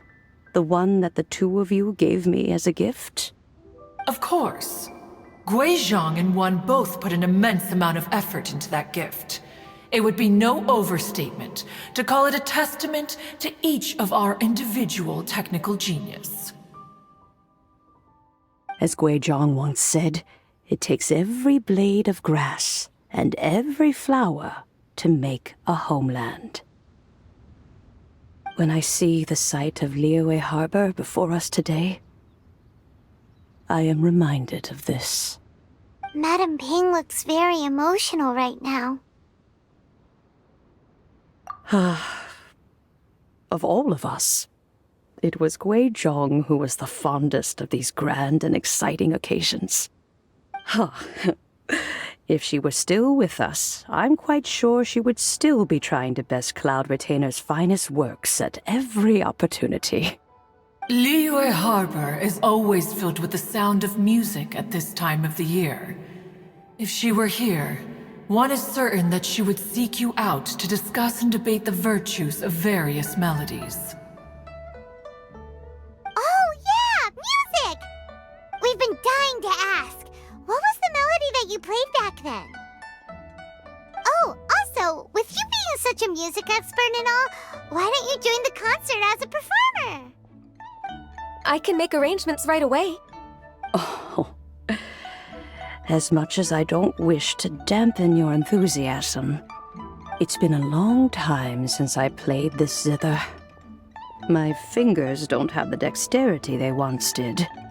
And whenever I play that tune, it always reminds me of her. I start wondering what she would think of the changes I have made to her melody.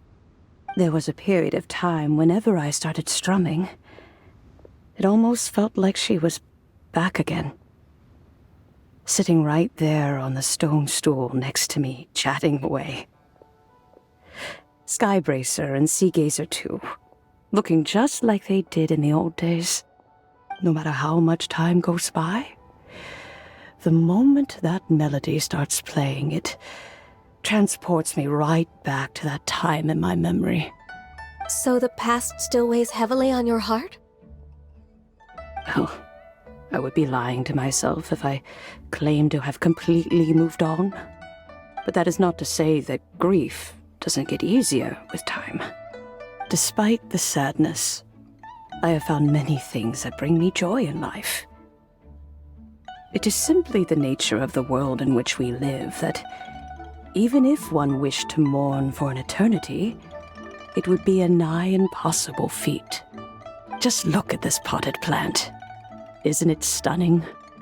It takes an honest and open mind to confront and conquer grief. You have indeed made progress. Be that as it may, I shall leave the Lantern Rite stage to the youth of today. Well, if you're sure. Granny! Whoa, what's everyone doing here? Did something bad happen? Ah, and now we've spooked Yanfei. No, everyone's just here to give me their regards for the holiday. Oh, that's wonderful, I'm glad! Well, in that case, happy Lantern Rite, everyone! Happy Lantern Rite!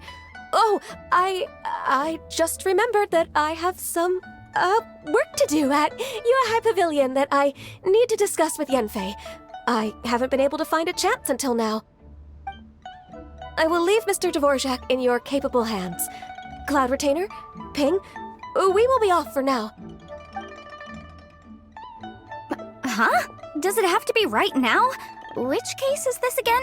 Hey, Ganyu! It seems Ganyu still has much to learn when it comes to the art of deception. What a pity. She has learned nothing of one's ability to carry a conversation. Since it's been so long, Cloud Retainer, why don't you stay? I'll make a cup of tea and we can chat a while. Gladly. This was one's intention as well. When you next see the Fontaine musician, please give him my regards. I'd like to wish him the very best with the concert. You got it, Madam Ping! Thank you all. I think you've listened to enough of my nattering for one day. As for that melody, I will play it for you all another time. Goodness knows I need to practice it first. Wow, that'd be great! We'll look forward to it. When that time comes, wherever her spirit may be among the countless grains of sand and specks of dust between the harbor and the mountains, perhaps she will look at the Liyue of today and steal a smile when she sees the prosperous land that it has become.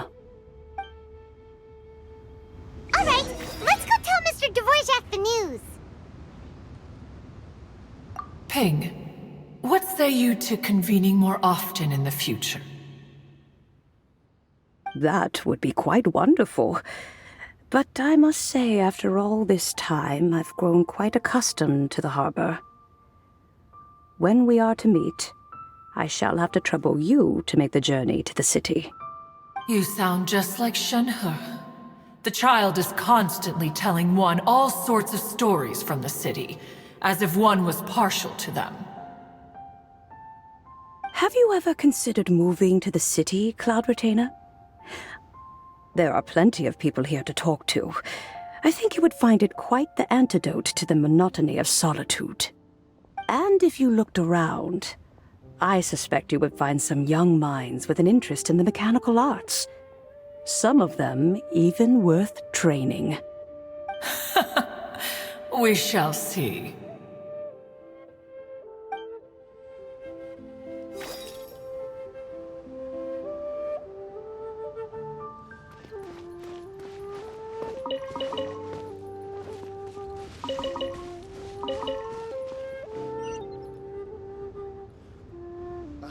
What if Master finds out?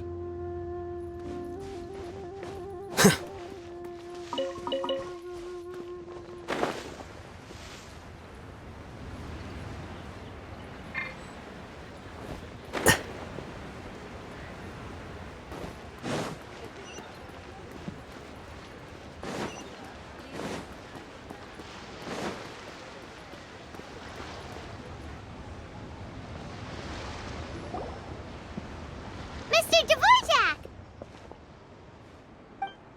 Ah, and Kuchin's here too! Thanks for helping set all of this up. Welcome back. Did everything go well? Really, really well. We found the person Mr. Dvorak was looking for. Are you serious?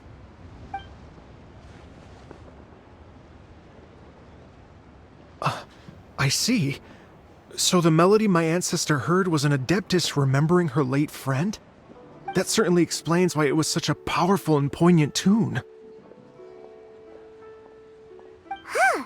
That's a really interesting first reaction. Guess that comes with having a musical mind. I have to say, though, it's hard to believe that the fairy from the tale is now an elderly granny. Oh, Paimon knows exactly what you mean. Normally, Adepti don't age at all. But Streetward Rambler, or Madam Ping as we know her, probably only became old because it's what she wanted for herself. Madam Ping possesses vast knowledge and great wisdom. Whatever physical form she may decide to take, her mind and wits are as sharp as they come. Yep, Kuching summed it up perfectly. That's exactly what Paimon was trying to say. I think... yes. I must thank her in person. That can wait until after the concert, though. For now, I need to devote all my emotional energy to the performance. Ah, speaking of, Madam Ping wishes you all the best at the music festival. Paimon has a sneaking suspicion that she'll stay in her usual spot, but listen to the performances from afar. Wait, are you serious? Oh no, now I'm starting to get nervous. Okay, alright. Nope, another rehearsal is in order. Please excuse me, everyone. Mr. Dvorak? He's already gone. Paimon wasn't even finished telling him everything. Before we set off on our search with Ganyu, he asked us about what music means to people. After our recent adventure, Paimon thinks we have a lot more to say about that now. Please, share your insights with me. Well, we found out that music can be used for good, but also for bad. It can make people happy and moved, but it can also be sad and bittersweet. And music is like a kind of memory written in people's hearts. It can put you in touch with feelings from a totally different time and place. It sounds like you had an eventful trip. Don't worry, I'm sure Ganyu will fill me in on all the details shortly. Wait, does that mean you're gonna carry on working? Mm-hmm. Just a few things to wrap up. All the groundwork is done. As long as everyone enjoys the festival activities, all our efforts are worthwhile. Happy Lantern Rite to you as well. Whew. That should be everything taken care of, right? Oh, no, wait. Paimon feels like she's forgetting something. What was it? Oh, it feels like it was a while ago. Shoot! Latent... Wait, no. Anyway, fancy bamboo shoots! Zhongli said he wasn't in a hurry, so if we went now, there's probably still time, right? Anyway, even if we don't make it, it's not our fault. He could have totally picked them by himself. Ugh. Anyway, let's go check with him at Wangsheng Funeral Parlor.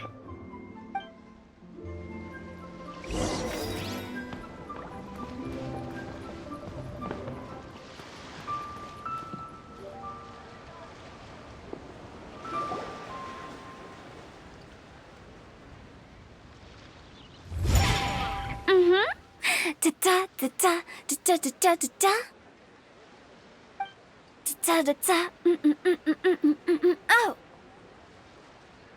All right, let's take a break here.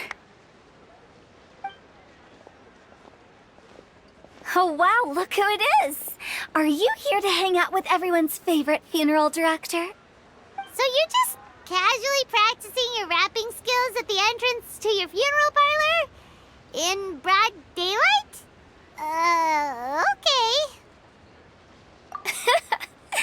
After everything we've been through, you don't see me for a hot minute, and you're back to being scared of your own shadow. We have all this open space, a clear view of the mountains behind and the sea in front. Not to mention we have several invisible audience members enthusiastically cheering us on. It's the perfect spot to rehearse. Invisible audience members?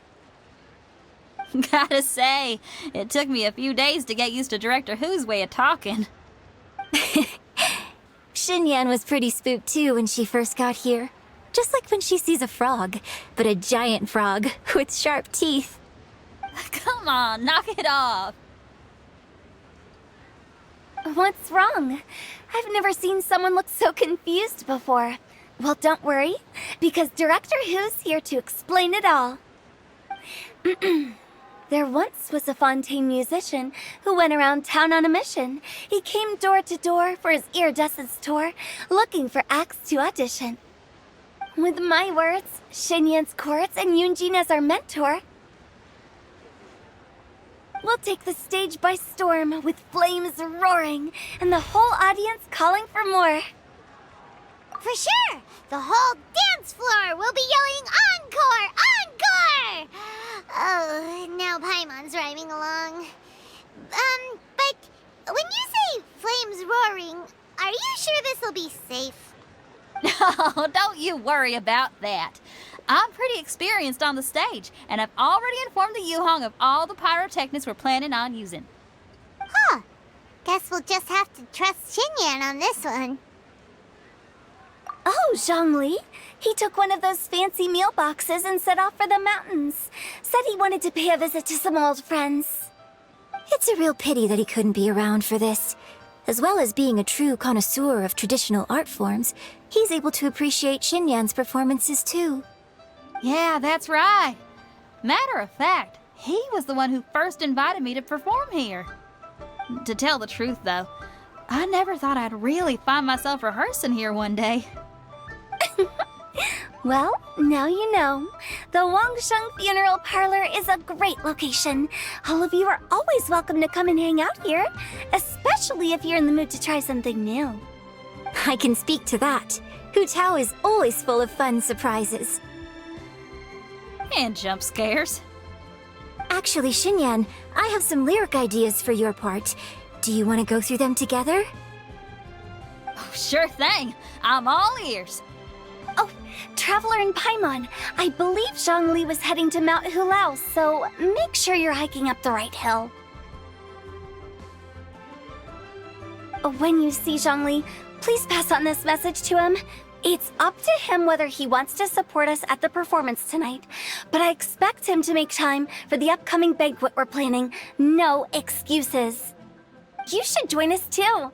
It'll be a riot. If there's one thing I've learned from being a funeral director, it's how to throw a party.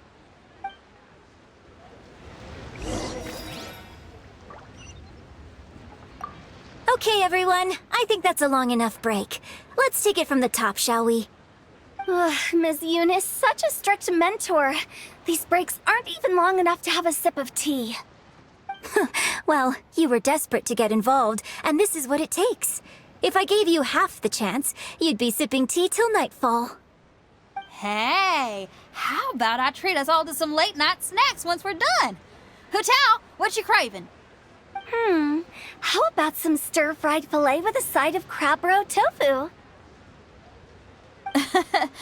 Where are we gonna find crab roe tofu so late at night?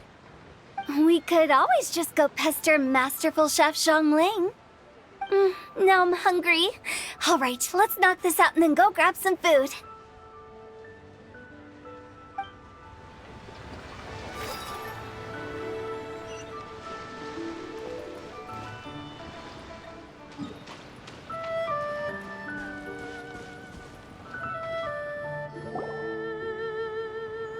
Paimon sees them! It's illuminated deer! And illuminated bird number 2!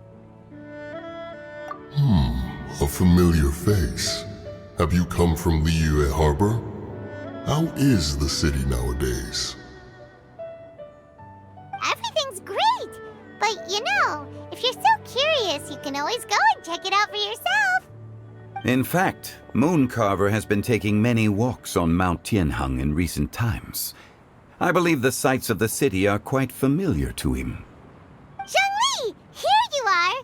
We've brought the bamboo shoots you wanted. Impeccable timing.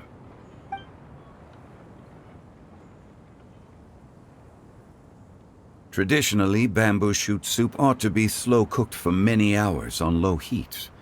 Using Adeptus arts to hasten the process is something of a shortcut. Wait, that mechanism... is that... Indeed. Cloud Retainer kindly lent me her supreme cuisine machine. Can we not just call it a cooking machine? Actually, never mind.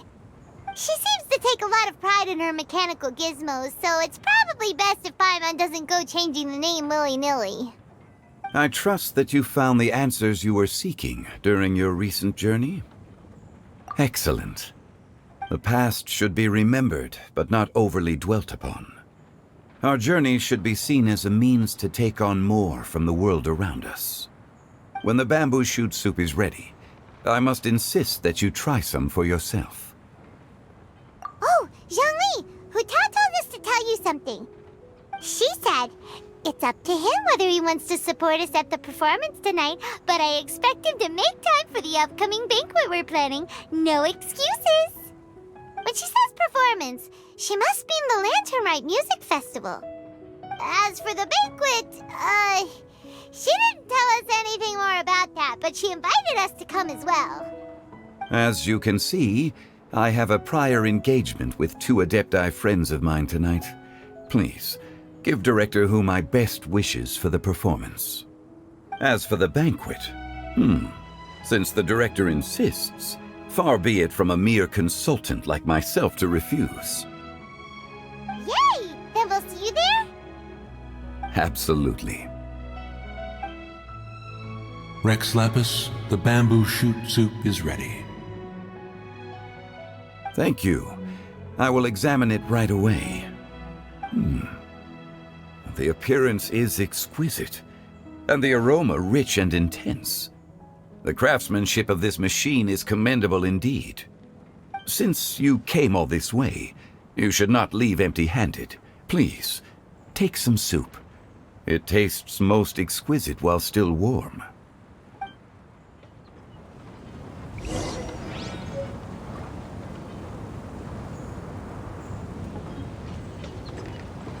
I intend to reminisce with my old friends for a while longer.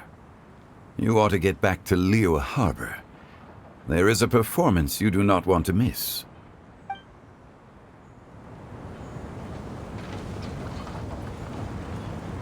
Had one known that Cloud Retainer was in possession of such eminently useful devices, one would have sought to borrow one from her long ago.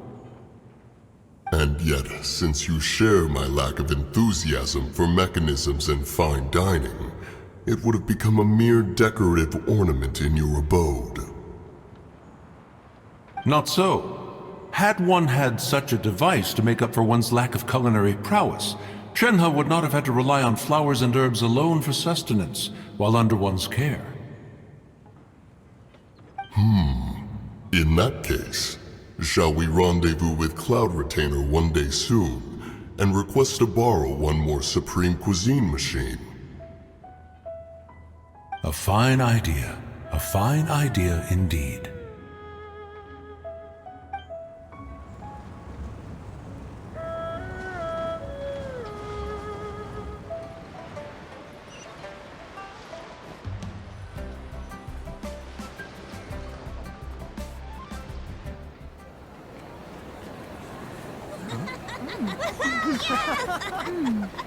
I'm honored to be here on the Iridescence Tour stage. All right, without further ado, I'm Xinyan, this is Hetao, and this is a little something called... The Flame Lilies!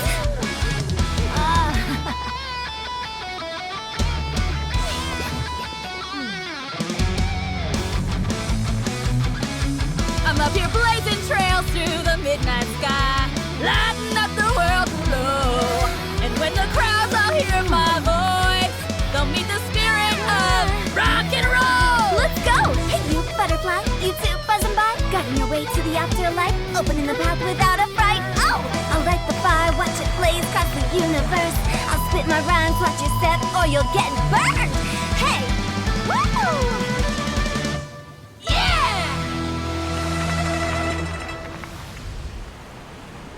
Does anyone have any plans tomorrow? With another year behind us, I think we deserve a celebration of our own. My treat. Interested? The Tianquan footing the bill? I can't miss out on that.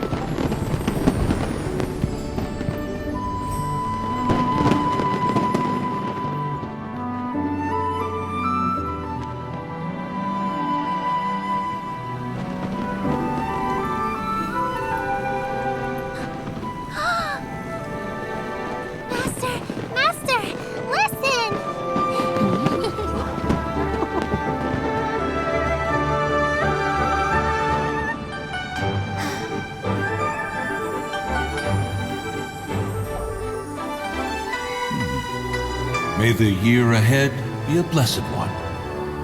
I believe it shall be.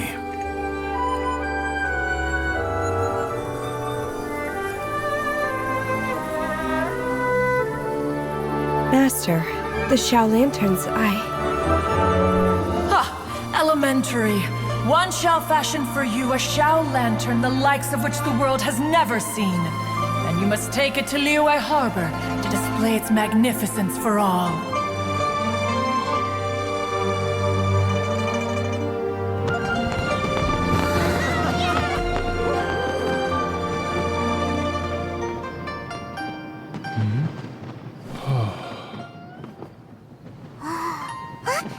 Listen! That must be Madame Ping!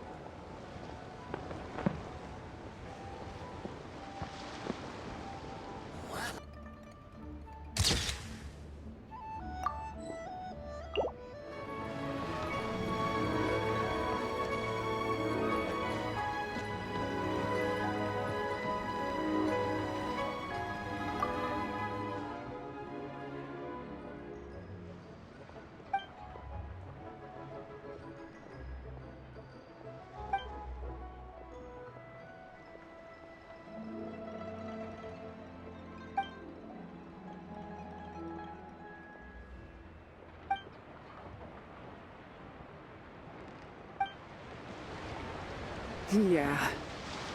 I love the atmosphere. This is a peaceful neighborhood. Another flower is blooming.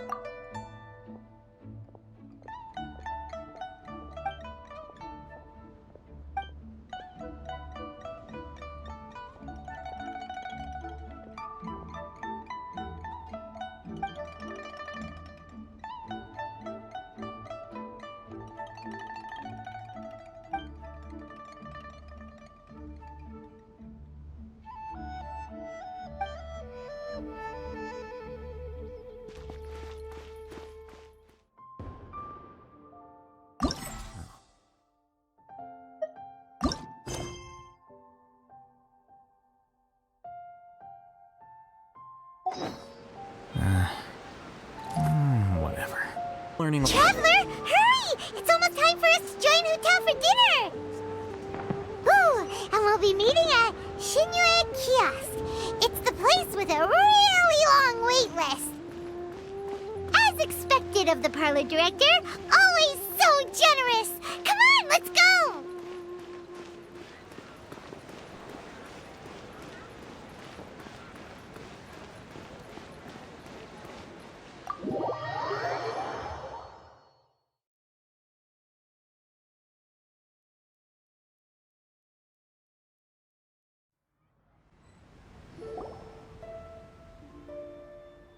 Oh, so that's how it is. Thanks for the suggestions, Mr. Zhongli. I have them all noted down. I've long heard that your knowledge encompasses all things old and new, Mr. Zhongli, but I never knew that you were well versed in the art of cooking, too. It is truly an honor to make your acquaintance. No need for formalities. I too feel humbled to be in the company of such talented young people. There are many things I could learn from you. Oh, you flatter us. If it's possible, may I trouble you to provide a few words of guidance for my practices in exorcism? Exorcism? I can't say I'm an expert in the field, but if you don't mind, we could start by discussing... Whoa, there's so many people here! All we knew was that Hotel invited Zhongli over. Paimon never thought we'd be meeting so many old friends! Happy Lantern Rite, everyone! Likewise. Please take a seat.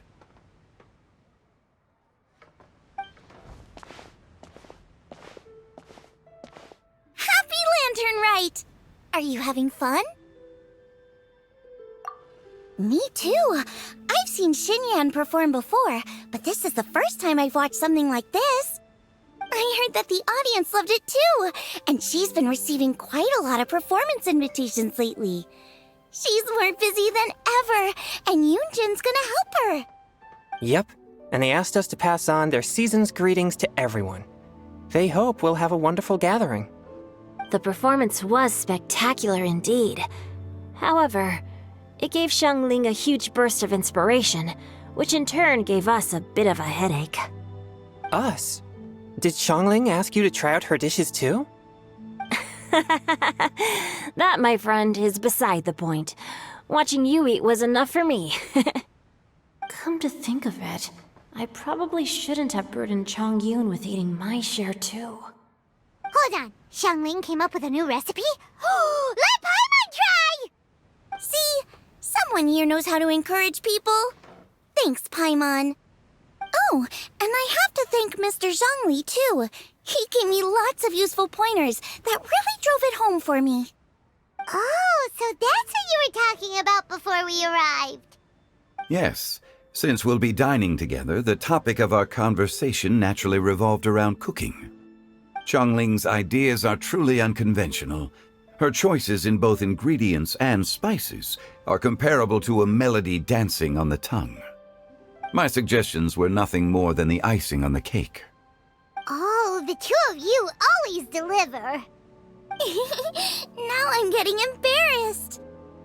Anyway, I'll get everyone to have a taste after I've adjusted the recipe based on Mr. Zhongli's advice. That sounds like it might become a little safer to eat. How about I sample the dishes next time? Speaking of eating, Paimon feels like we're missing someone. Oh, Huta was the one who invited us, but she's not here. And where's Guoba? Oh, Guoba volunteered to help Dad at the restaurant. You know, lots of people come over to eat during Lantern Rite. Without Guoba helping out, I probably wouldn't have had the time to accept Hu Tao's invitation. As for Hu Tao... The director went to collect a guest. She asked me to stay here and host you for the time being. Seems like it's almost time. Huh? Hu Tao went to fetch someone in person? Oh, that must mean they are super important.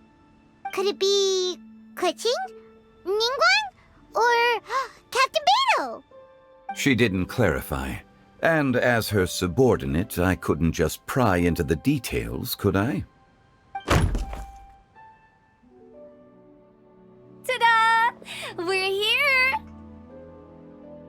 Oh, we're not late to the party, right? Right? Good thing the Conqueror of Demons and I are both as swift as the wind. And whoosh, we made it just in time.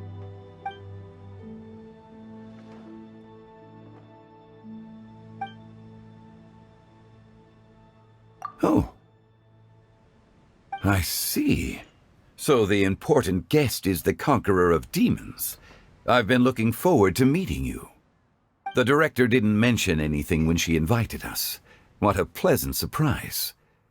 Gathered here with us tonight are not only young and accomplished individuals, but also the protector of Liyue's peace, Adeptus Alatus. To convene here with all of you is indeed a great honor.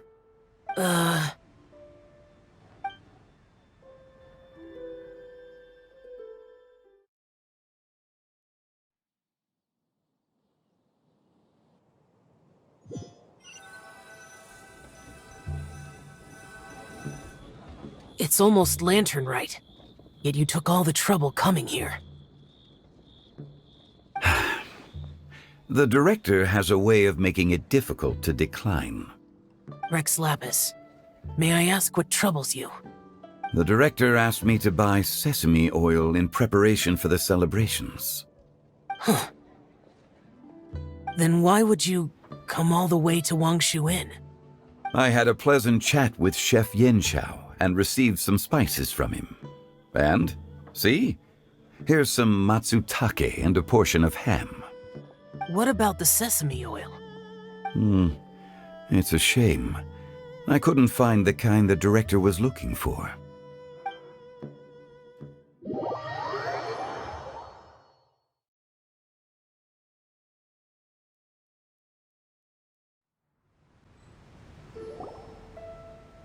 I'm sure you're exaggerating, Zhang...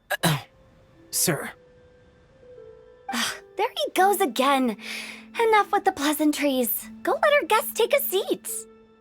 Everyone here today is well known in their own field and has probably heard about one another to some extent.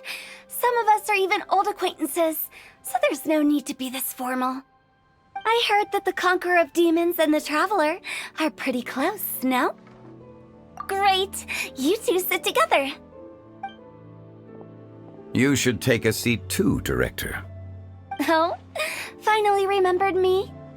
When we arrived just now, the hosts at Xinyue Kiosk told me our dishes are almost ready.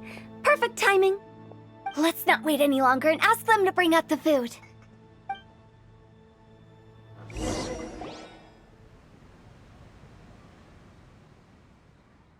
have never guessed the person Hu Tao went to fetch was Xiao. Oh, that's also the first I've heard of the Traveler and Paimon being friends with the Conqueror of Demons. You know Xiao Chu? Knowing is a bit of an overstatement. I've always looked up to him. You might not know this, Paimon, but we exorcists have worked in close collaboration with the Conqueror of Demons for many generations, dispelling evil together, both in the open and from the shadows. Hard to imagine that thanks to Hu Tao, I've finally gotten the chance to meet him. Conqueror of Demons, I'm honored to make your acquaintance. Likewise. It is a great honor indeed to have a chance to meet the legendary Conqueror of Demons. Changyun has brought that name up quite a few times in the past. I remember you mentioning wanting him to understand the importance of exorcists. We know each other too. He helped try my dishes during the Masterful Chef's cook-off. I didn't think we'd have the chance to meet again. Happy Lantern Rite! No anecdote, however, compares to meeting you in person. I'm Xingqiu, Shangling and Changyun's friend. The pleasure is all mine. Whoa, everyone's getting all formal and polite all of a sudden. Paimon doesn't know what she should say anymore. Adeptus Xiao, mighty conqueror of demons, please accept Paimon's greetings too. Belated Happy Lantern Rite. Paimon tried very hard to look for a fancy word, okay? Don't be too harsh on Paimon! There's no need to be so polite. You're right. This was meant to be a nice little get-together between friends after all. Too much formality kills the atmosphere. I didn't plan this gathering only for everyone to walk on eggshells. Hiya. What's your true intention then? A little get-together between friends, sipping the finest tea and watching lanterns float into the sky, bidding farewell to the past and embracing the present with joy. And that is something our consultant would say. I think it deserves a standing ovation. Indeed. Exceptional acting skills, Director. As for me, I'm just here to have fun and treat everyone to something good. We all worked really hard this year, whether traveling or guiding, cooking, helping with the family business, exorcising evil spirits, or conquering demons. And of course, our consultant, who's been helping out at the parlor every now and then. Everyone has done some pretty amazing things. As the one who brought everyone together, it goes without saying that I'm the one most deserving of praise. Huh? Sounds kinda self-important, but Paimon thinks it's pretty amazing that she managed to talk Xiao into coming. He rarely ever enters Liyue Harbor after all. It wasn't as complicated as you think.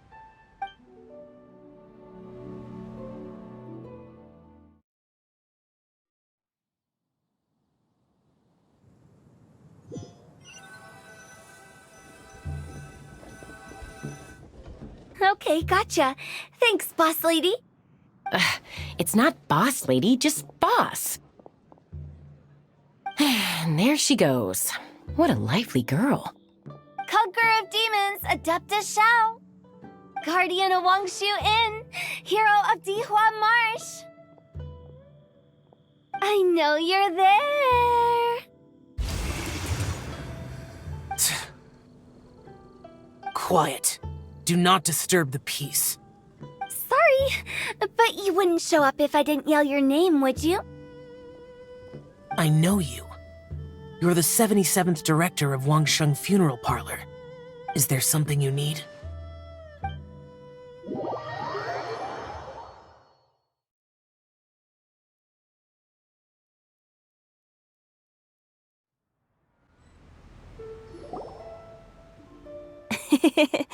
That does sound like one of Hu Tao's antics. Did the Conqueror of Demons agree to come so that Hu Tao would stop pestering him? There might be other reasons. Smart guess. Huh? There's more to it? It gets pretty boring from here on. I talked about the funeral parlor's past relationships with the guardian yakshas. You know, just to be sociable. In the time of the Archon War, disputes were frequent, and disaster overtook the land. Humans couldn't escape from the torment of the plague, nor could they escape death. The Adepti vanquished the demons, the Millelith fought valiantly, and Wangsheng Funeral Parlor was responsible for purifying the diseased and sending off the spirits of the dead. That is how the border between life and death was maintained during the war. And it effectively prevented further incidents from happening. That's right. 1 point for the consultant. But despite our deep-rooted connection, it still took me quite a while to actually convince him. You know him pretty well, huh?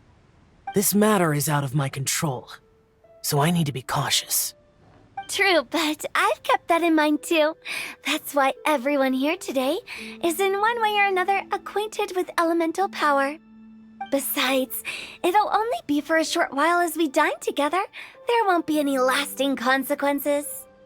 But I didn't expect there to be so many people. There's no need to worry, Conqueror of Demons.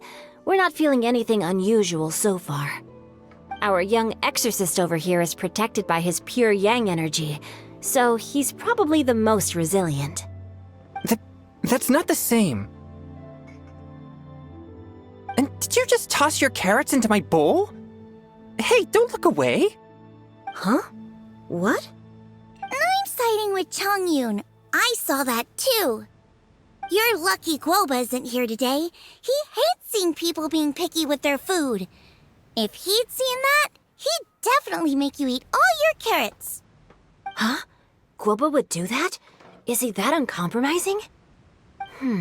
But now that I think of it, Xiangling told me that Guoba used to be the stove god. It sounds like you've heard the rumors.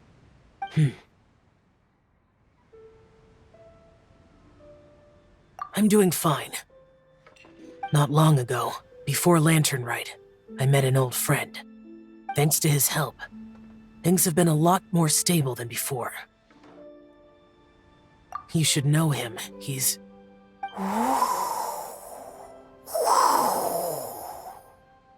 Seeds of story, brought by the wind.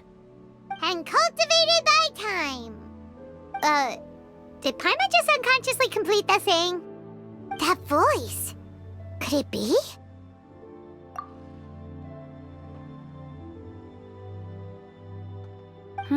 If I'm not mistaken, there's someone knocking at the door.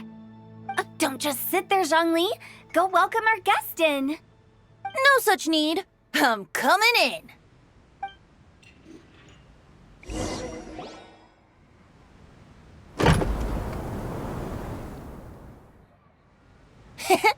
You finally let me in.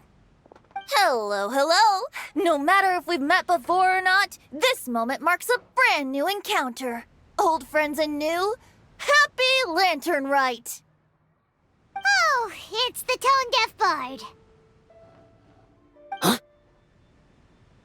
Oh, he seems to carry a valiant breeze wherever he goes.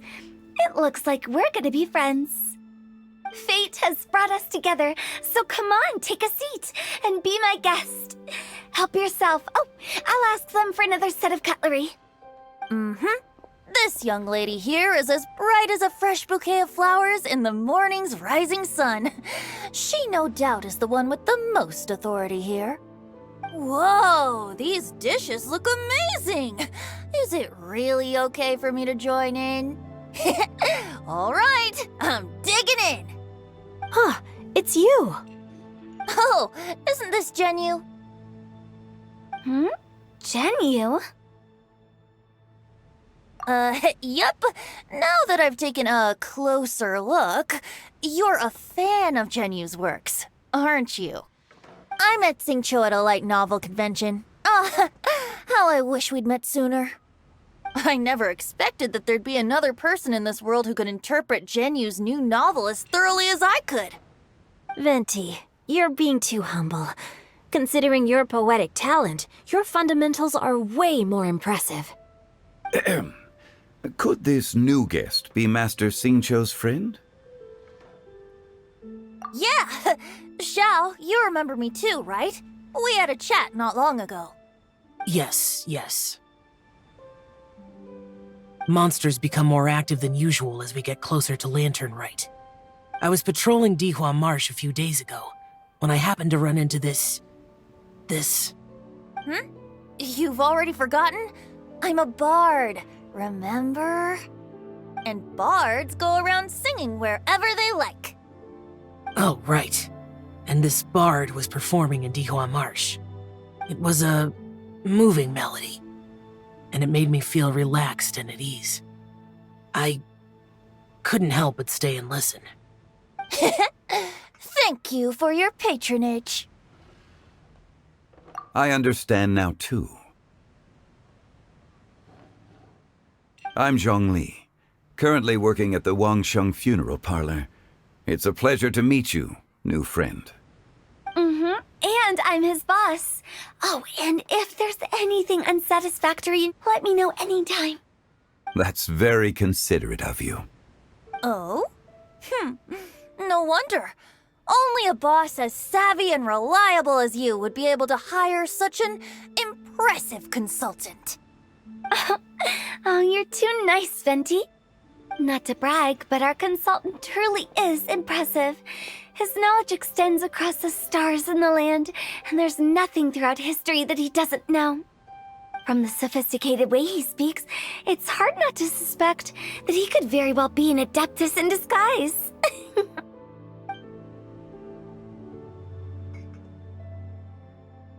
Xiao, you're an adeptus. Do you think it might be possible? Sorry. I'm only good at conquering demons. I'm afraid I don't have much knowledge in that matter. Really? But Paimon thinks you're super knowledgeable.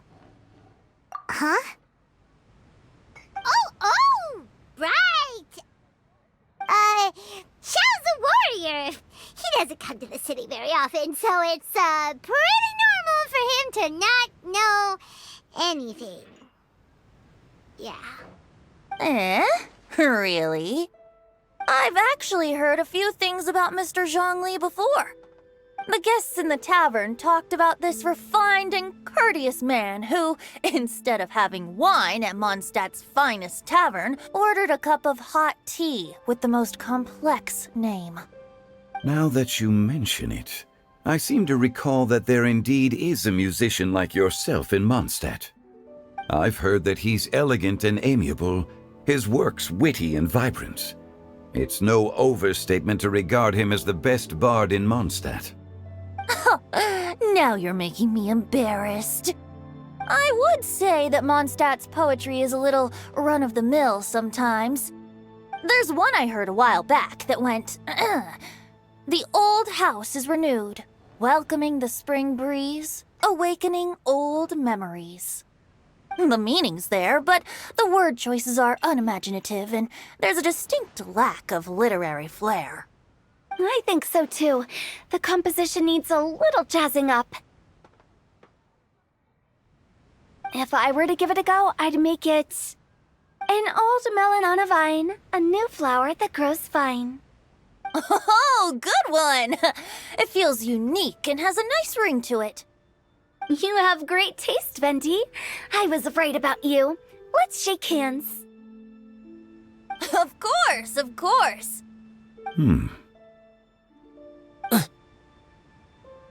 Hey, Xingqiu! Mind lending me a few books when we get back? Pick out some well-written ones. I don't know if it's my own lack of literary knowledge, but I couldn't tell the difference between those two. I don't think it's your fault. Chongyun's right. It's not our fault. Oh, you have a point. But speaking of, why is the tone-deaf bard here? Are you here to take part in Lantern Rite too? I heard that Liyue will be hosting a Lantern Rite music festival this year. As a musician myself, how could I possibly resist the temptation to come take a look? Or listen. Getting to know other musical styles is essential to sparking inspiration, don't you think? As for the Fontaine friend who hosted the festival, I saw him near Stone Gate the other day. The Iridescence tour has finally been held successfully for once, so I had to congratulate him. Don't think anything of it. By the way, I was watching as you entered Shinyue Kiosk, but no one seemed to notice me.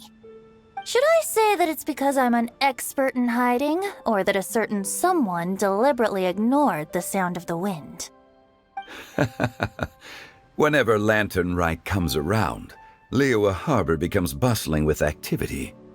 People are all busy watching the lanterns and strolling around the shops, and they might just go travel somewhere on a whim. It is rather difficult to predict another's whereabouts. The festival is in full swing and proceeding smoothly, and we're all gathered here with friends, new and old. This is no doubt a wonderful occasion worth celebrating. To come together with all of you at the beginning of the year, one can't help but be filled with joy. In a moment like this, I propose we raise a glass together. In my case, tea in lieu of wine.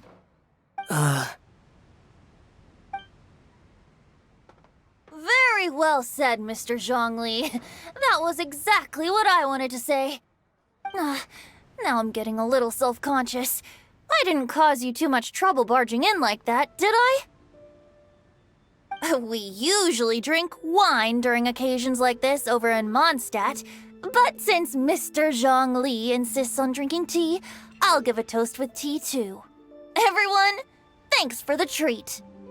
You're welcome. As the host of this gathering, I hope everyone enjoys the food and drinks. May this year be better than the last. Considering that everyone may have other matters to attend to later, sticking to tea seems like a good idea. All of a sudden, they started proposing toasts. Should we? What's with the urgency?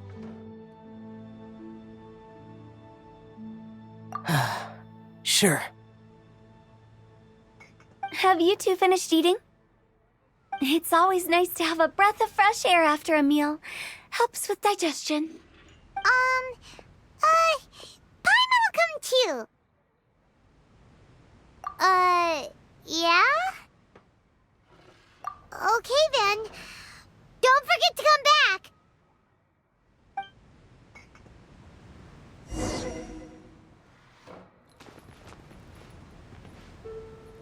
Let's depart.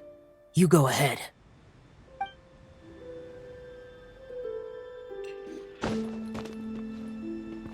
It seems like our new friend is an expert in wine. I deserve no such praise. I only drink for fun. It's nothing compared to your expertise. I'm glad we're only having tea today. What if I got drunk and said something nonsensical? I'd surely become an object of ridicule to someone I've just met. No such thing. I wouldn't dare disrespect the director's guest.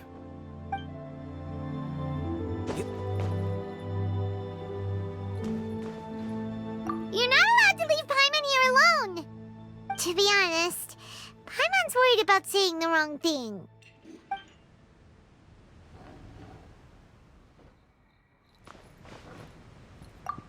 Did you talk about anything interesting before we started the meal? Anything fun I missed out on? Oh, we were talking about cooking. Mr. Zhongli told us that he went on a trip to Qiaoyang Village the other day and got a hold of some uncommon ingredients. Tea seed oil and sesame oil. He suggested I try using those in my new dishes. Oh, no wonder he left his post for so long that day. Those ingredients would be difficult for anyone else to find. I guess I'll need his help next time as well.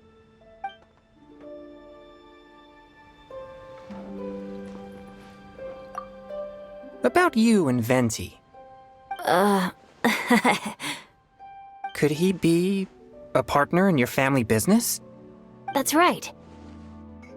You know how my family is. A lot of business secrets can't just be divulged at the dinner table. Ah, just as I thought.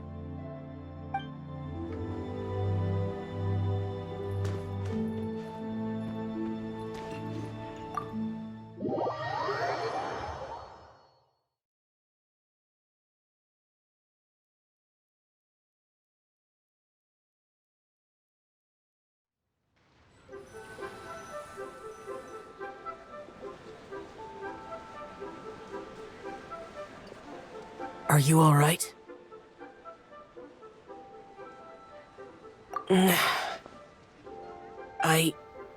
It's hard to describe. It's not that. There were those among the Adepti who loved gatherings and idle chit-chat. Sometimes they would call up a few others for a drink. Even I got dragged along to their gatherings many times. The Adepti all have their specialties, making most of them proud and arrogant. Everything they say is straight from the heart. It never gets too complicated. But this time...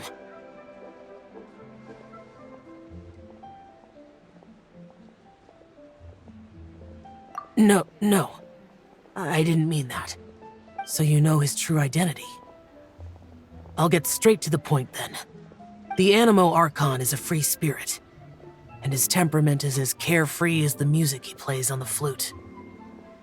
It's easy for a god like him to live in harmony with humans, and that's something I might never be able to do. That does sound like something you would say. No matter. I know my circumstances. Whenever I think of the ordinary conversations I've had with you, it feels strangely novel. Yes. The parlor director went out of her way with the invitation, so it was difficult to turn her down. I had made mental preparations before agreeing to come. She told me that all the guests today would be acquainted with elemental power, and I knew that you would be here. But I didn't expect the other guests to be... General Capisis always said that we should live in the present and enjoy every pleasant surprise. Perhaps that's what I should do with what I'm feeling now. But I think he meant designing clothes for those around him. The clothes were intricately designed, but inconvenient to wear. Brother Bosacius never tried to hide his distaste in front of him. Rex Lapis did like his designs and even collected quite a few. The outfit he wears now was also designed by General Capisis himself. I never saw him wear this during the war. I didn't expect him to start wearing it later. Oh, here you are. I'm not intruding, right? You're not. What is it? Hu Tao saw that everyone's done eating and asked the staff to bring out the desserts. Paimon got so anxious that you weren't back yet that she scarfed down her dessert without the usual slurping and munching. To be honest, I was kind of worried too. You looked a little restless just now, and I thought you weren't used to the food here and was planning to head back to Wangshu Inn for something Yanqiao made. You're worrying too much. Why would I? Anyway, let's head back. Please wait! There's another reason why I came looking for you. Here, take these. I brought them for you. Almond tofu? Yup. Since the Masterful Chef's competition, you could say that Yanqiao and I are not only competitors, but good friends as well. I visit him at Wangshu Inn sometimes to discuss our cooking. I heard him say that the esteemed guest on the roof loves nothing more than a good plate of almond tofu, so I learned a thing or two about the dish from him. I'll be honest, before Hu Tao invited everyone, she secretly came looking for me, told me about the guests she planned to invite, and asked me for some suggestions on what she should order. So I made a few servings of almond tofu for you guys in advance. Take them as a token of gratitude for your support. When I told Guoba that I was making these for you, he started eagerly running around the kitchen and helping a lot too. Thank you for the trouble. There was no need to... I'll take them. Thank you. And Guoba, too. You're welcome. Oh, the almond tofu I made probably tastes and feels a little different from the type Yanxiao cooks. Please let me know if there's any improvements I should make. Okay. That's all. Alrighty, we should head back now. We can't keep Paimon waiting.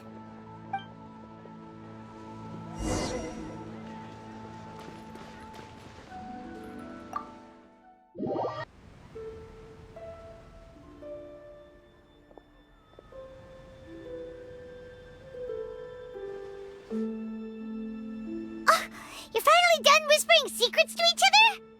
So much for promising Paimon you'll be back soon. How could you say that to Paimon? In that case, besides having no sense of time, Paimon will let you know what having no sense of fullness looks like. Your dessert is all Paimon's. Sorry to keep everyone waiting. No worries, we're all just chatting here. There's no serious business to take care of. Whether we're chatting outside or inside, it's all the same. Paimon's too busy eating to talk to you. But even though we're all well acquainted by now, I think this festive gathering deserves something ceremonious. Oh? Is this some local custom?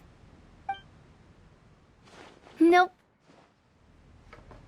This is something I made up so that good luck will be on our side, that's all.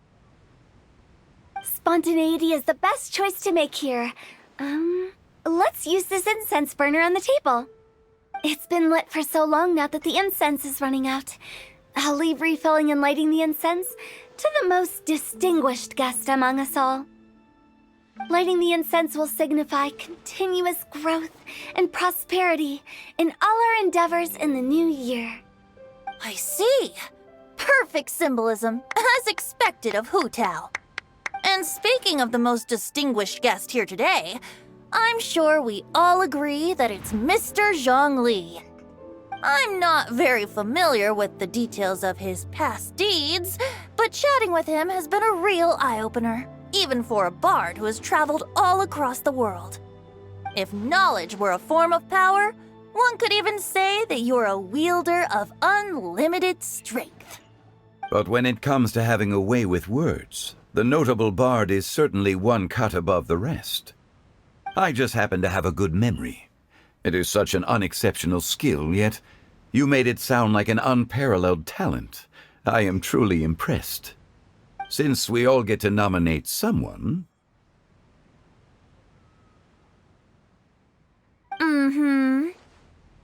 I think it's only fair that we let the parlor director light the incense. Huh?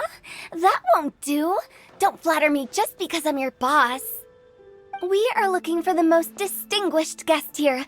As the host, I shouldn't be involved in this discussion at all. Now that we've enjoyed this table full of delicacies, how about we let our one and only chef here do the honors? Is this really the way this works? I didn't cook any of these dishes. It's not a big deal. Just look at her! Xiangling, the disciple of an adeptus, the stove god's best companion, the winner of the Masterful Chef's competition. The only heir of the famous Wan Min restaurant. A good old friend of mine. There's no better choice. Why does Paimon feel like we're back at square one again? Please stop! You're making me embarrassed. If we're looking for a distinguished guest, surely the second son of the Feiyun Commerce Guild counts. It's one of the largest commerce guilds in Liyue Harbor. Huh? Don't get me involved in this. Oh, not a bad choice. With the Commerce Guild's young master lighting the incense, we're all sure to make a huge sum of mora in the new year. That's not how it works. Making a fortune is indeed a fine wish, but it's of lesser importance than good health and happiness. Which means we should choose Chongyun, the skilled exorcist who keeps everyone's home safe from evil spirits. Huh? Now you're nominating me? I can't be the one when we have the Conqueror of Demons right here. Adeptus Shao has the most seniority among everyone here today. We should... I refuse. I am most certainly not the most distinguished guest here. You should all be able to make the right judgment based on your observations. One person here is well acquainted with everyone else.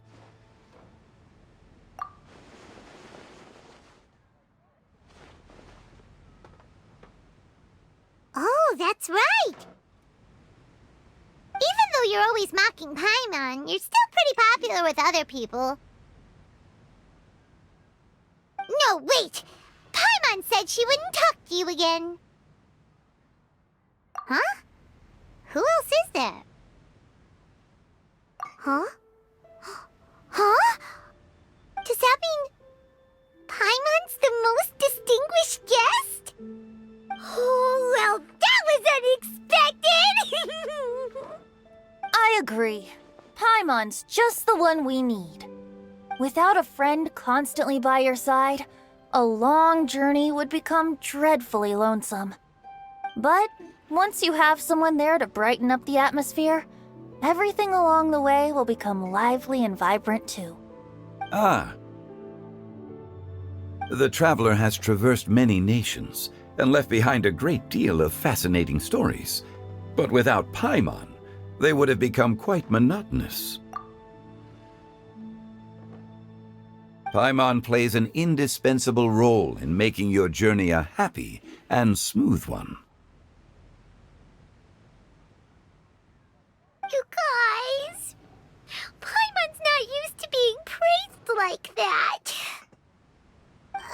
Those were genuine compliments, right? Thank you. You made Paimon wait for a long time, but Paimon's not mad anymore. Don't take everything to heart, Paimon. Friends tease each other all the time. That is indeed true. That means Paimon is as important to the traveler as Guoba is to me. Looks like we've come to an agreement. Any objections before we proceed? I trust the traveler's judgment. Then Paimon it is. And now, the world's most excellent traveler's greatest companion, guide, and friend, Paimon, will be refilling and lighting the incense for us. Here you go. Take the match, and don't burn yourself. But if things go really wrong, here's the 2-for-1 coupon.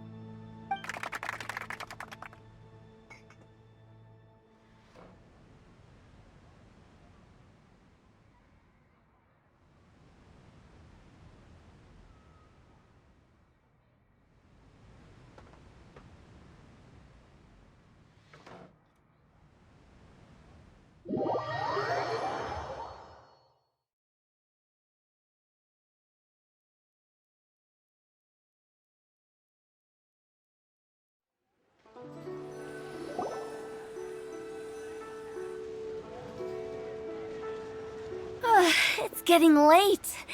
I won't take up any more of your time. You're all free to go as you please. Yep, the tea was amazing too. You don't have to go all polite on me. Just remember to come when I invite you next time. Let's see. It's dark out, so I'm going to accompany Xiangling, Xingqiu, and Changyun back home.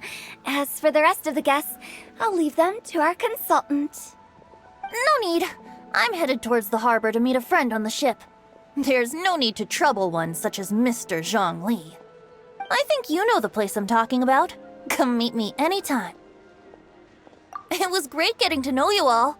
Let's meet again when the spring breeze begins to blow. Bye. Oh, we should write poetry together sometime.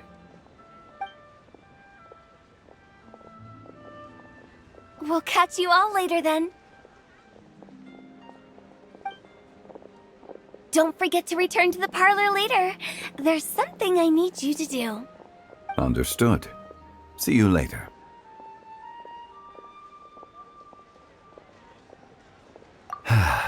Well then. Rex Lapis. Just Zhongli will do. I live as a mortal in Liyue Harbor now. I am just one among many who begin work at sunrise and retire to rest at sundown. If we were to consider status and seniority as Zhongli, I should be respectfully referring to you as Adeptus Shao. Heaven forbid. I meant what I said. I heard that during the Lantern Rite Music Festival, you conferred with Streetward Rambler and Cloud Retainer. I take it as you've gained a lot more knowledge about the past? The same truth will sound different coming from different people.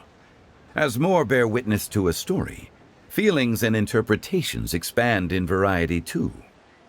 I once had a pleasant chat about the past and present with a Sumeru scholar named Soraya, and learned a few things about her research topic. From the evidence she found and the conclusion she made, her area of research is already very close to the truth.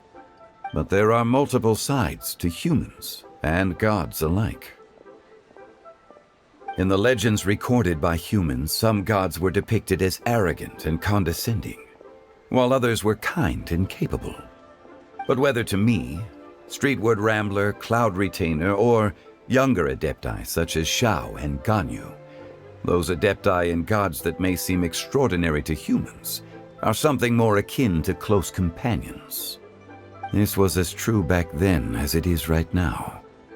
Just how Shao may seem unapproachable to most, but the Traveler has proved otherwise. So there's no need to dwell too much on certain things. Zhongli, what you're saying is... It looks like you understood what I meant. Ah. The director asked me to accompany you on your return, but I don't think you'll need my protection. I'll be taking a walk around and admiring the night scenery. After that, it'll be time for me to go back and meet up with the director. Goodbye for now. Bye, Zhongli! Everyone's gone now. Paimon always feels a little empty inside when a lively celebration ends. But at least you always stay by Paimon's side. No. Paimon got it mixed up. Paimon, the best and most distinguished travel guide, will always stay by your side, Traveler.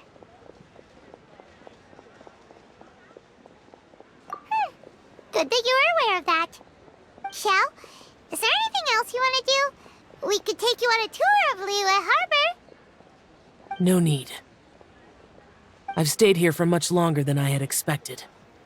The city lights are a fine sight, but it's time for me to leave. The events of today occurred so abruptly. I appreciate your kindness. Okay. I'll see you next time then.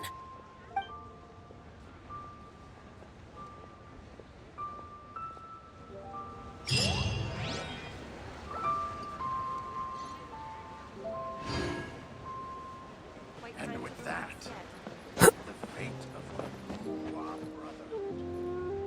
the Lantern Rite celebrations are getting better by the year. Such wonderful music. Dr. Baizhu, I've brought the herbs. Who are they for? The singers. Performing at a music festival is very demanding. Using these herbs in good time will protect their voices from damage. Oh, that's why you were preparing them all night. I dared not neglect the Yuheng's request. Her messenger was quite insistent that it should take top priority. Let me double check again. This one is for...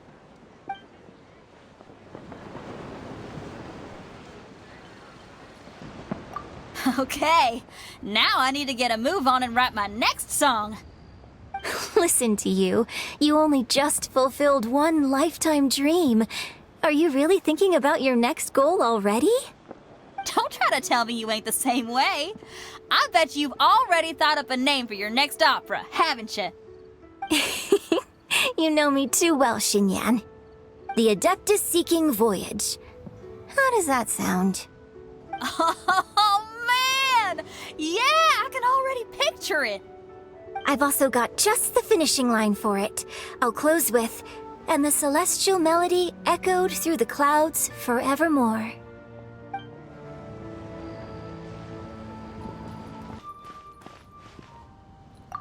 Hey, don't tell me you called me over for just a game of chess. You have to be more specific, Captain Beto. Is it that you find playing chess an uninteresting activity, or that you're unhappy about my lack of novel ideas? If you don't specify what you mean, how could I know what I should do to please you? Of course.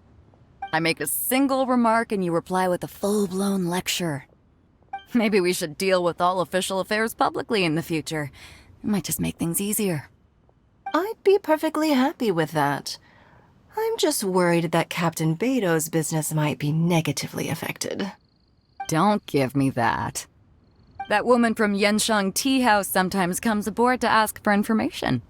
She requested the fleet to import some goods, but how could I not know who she's actually working for? Oh, you sure know a lot, Captain Beto. How about I ask her to come over? Or maybe we go straight to her tea house. With one more person around, we'll be able to have some variety in our chess games. I hope that would be less of a bore to you. So, we're still gonna play chess after all.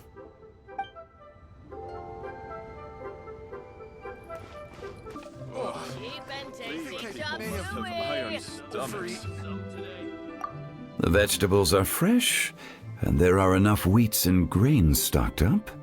I'll pass on the seafood. Oh, it's you. We meet again. Surprised to see me here? It's the director's orders. Xiangling worked all day and night at the restaurant during the festival and didn't get to have any time to enjoy the festivities. The director sent me here to help out in the kitchen so that Xiangling will have some time to herself.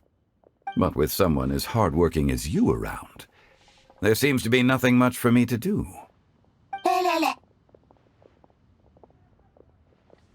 It feels good seeing my old friend in the kitchen, fetching ingredients and lighting fires. Perhaps I should borrow Cloud Retainer's Supreme Cuisine machine to speed things up. You'd still prefer to make them by hand, but of course.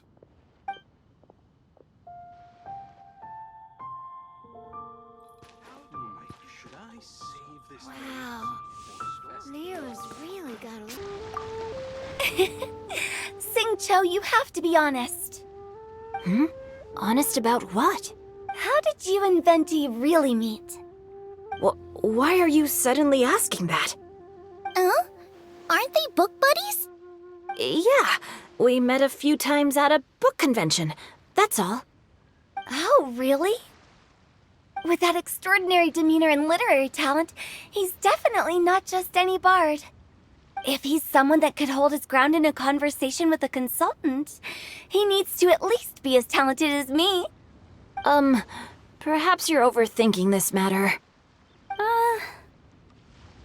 Hu Tao, Xingqiu wouldn't lie to us. Okay.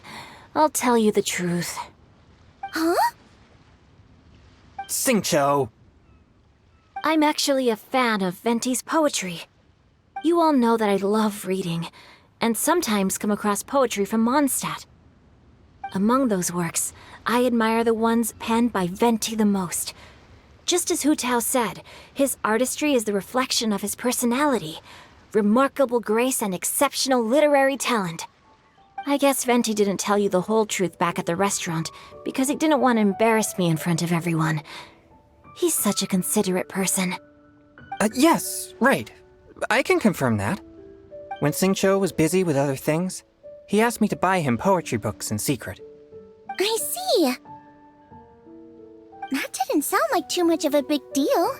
You could have told us right away. Well, I'm telling you now, aren't I? Oh, so that's your story. Forget it. Let's drop this topic.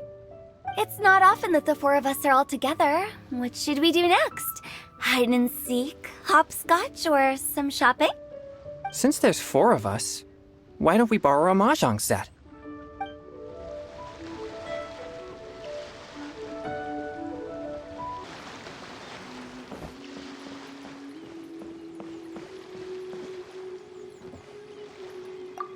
This is such a cool ship! Facing the sea breeze and gazing out at the soaring seagulls makes me want to sing out loud! Kazuha, how about I stay here and be the ship's resident bard? What are my prospects? With your level of artistic finesse, I'm sure nothing will go wrong. But I'm afraid the sailors aboard are not the most versed in the arts. They probably wouldn't understand the deeper meaning your poetry holds. You can't say that for sure.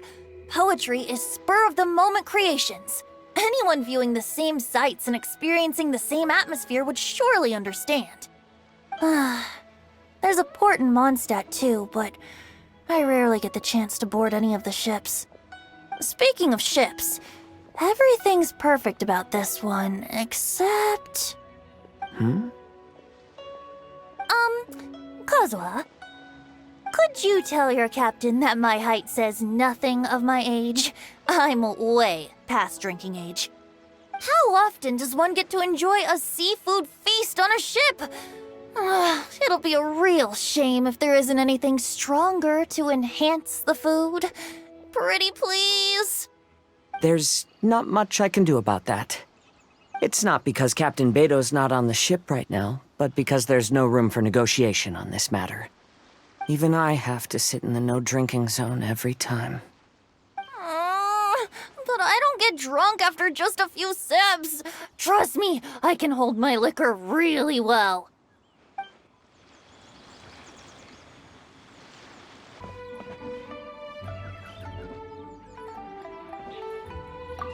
Yen Xiao just came up here with some almond tofu, but I haven't finished everything Xiangling gave me yet. You should try some too. I'm not as experienced in tasting mortal food as you, and I couldn't tell the difference. There must be many different stories to tell of the hustle and bustle of the mortal world, too. You can tell me. I will listen.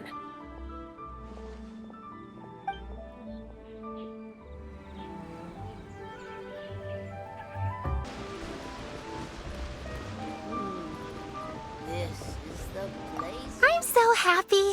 And all the grandmas and grandpas in Chingsa Village had a great time too. You mean, what am I doing here? Well, just now, I did a performance for everyone. Although I can't play an instrument anywhere near as well as Master, I can still sing. Even Granny Roshin said I did a great job. She also gave me some candies. I'm so happy. And all the grandmas and grandpas in Chingsa Village had a great time too. Masters told me a lot of stories about the Adepti. There was Skybracer with the giant deer horns, and Seagazer who loved to collect treasure. Sometimes Master talks and talks for a long time, until her voice starts to sound sad. But then she always breaks into a smile again, and tells me all of the things each of them loved best about Liyue. I love everything about Liyue. Some of the Adepti are gone now, but it's okay, because I'm gonna help take care of everyone in their stead. I'm so happy, and all the grandmas and grandpas in Chingsa Village had a great time too. I'm happy that Mr. Dvorak found the fairy lady from his story, and I'm also happy that it turned out it was Master all along. Also, I helped out this time too, didn't I? So that means I was paying homage to my master? Oh, also, Mr. Dvorak got one of his friends to bring me a toy from Fontaine. I like it a lot. At first, I didn't know whether I was supposed to accept it or not, but then Master said it was okay, so I did. I'm so happy. And all the grandmas and grandpas in Chingsa Village had a great time too. See you! Make sure you take good care of Paimon. Oh, and please come play with me if you ever have the time.